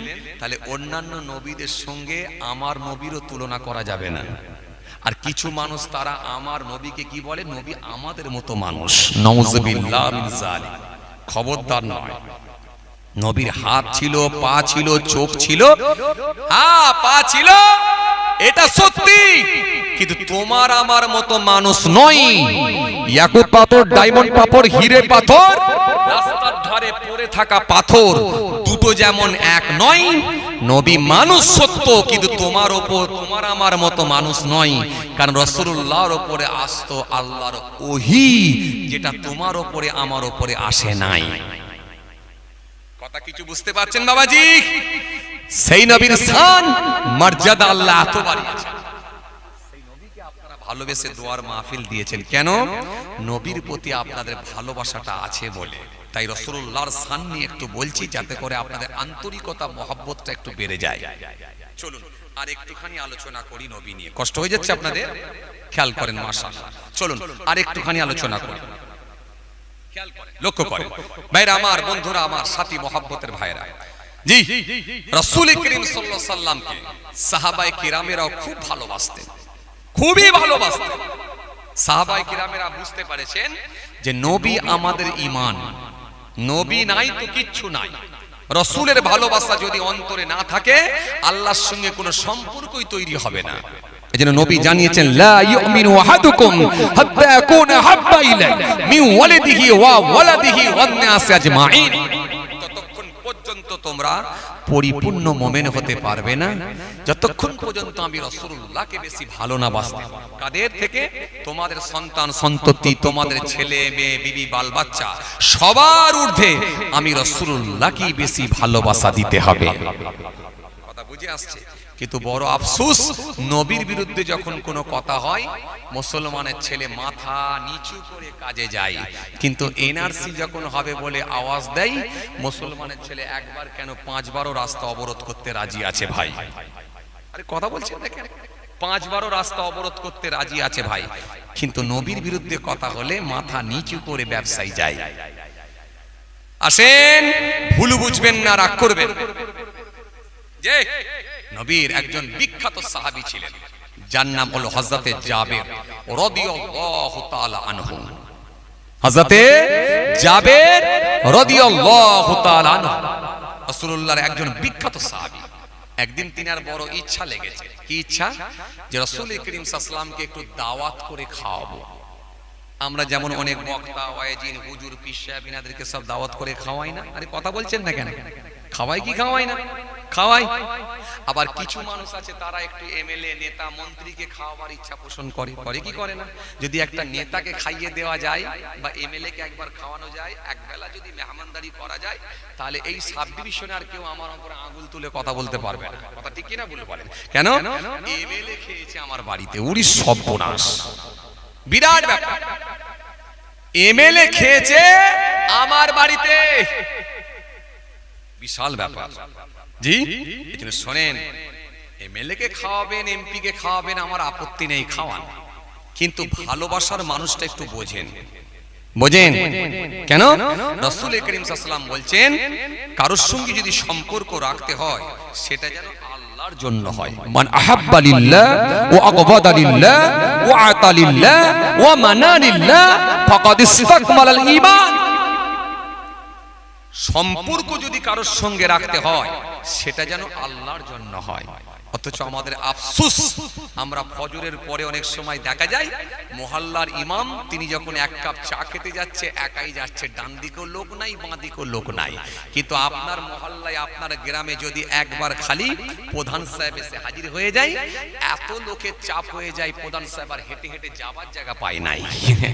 অথচ খবর নিয়ে দেখেন তাকে চা খাওয়াবেন, কোল্ড ড্রিঙ্কস খাওয়াবে বলে মানুষ লাফালাফি লাগিয়ে দেয়, প্রধান সাহেবকে খাওয়াবো। আরে খাওয়ান, আপত্তি নাই, সব প্রধান খারাপ না, সব এমএলএ খারাপ না, খাওয়ান, আপত্তি নেই। কিন্তু আপনি যাকে খাওয়াবেন বলে লাফালাফি করছেন, সে জীবনে দাঁড়িয়ে ছাড়া তো বসে মতে না, কথা বলে না। অথচ তাকে মেহমানদারি করাবেন বলে লাফালাফি করছেন।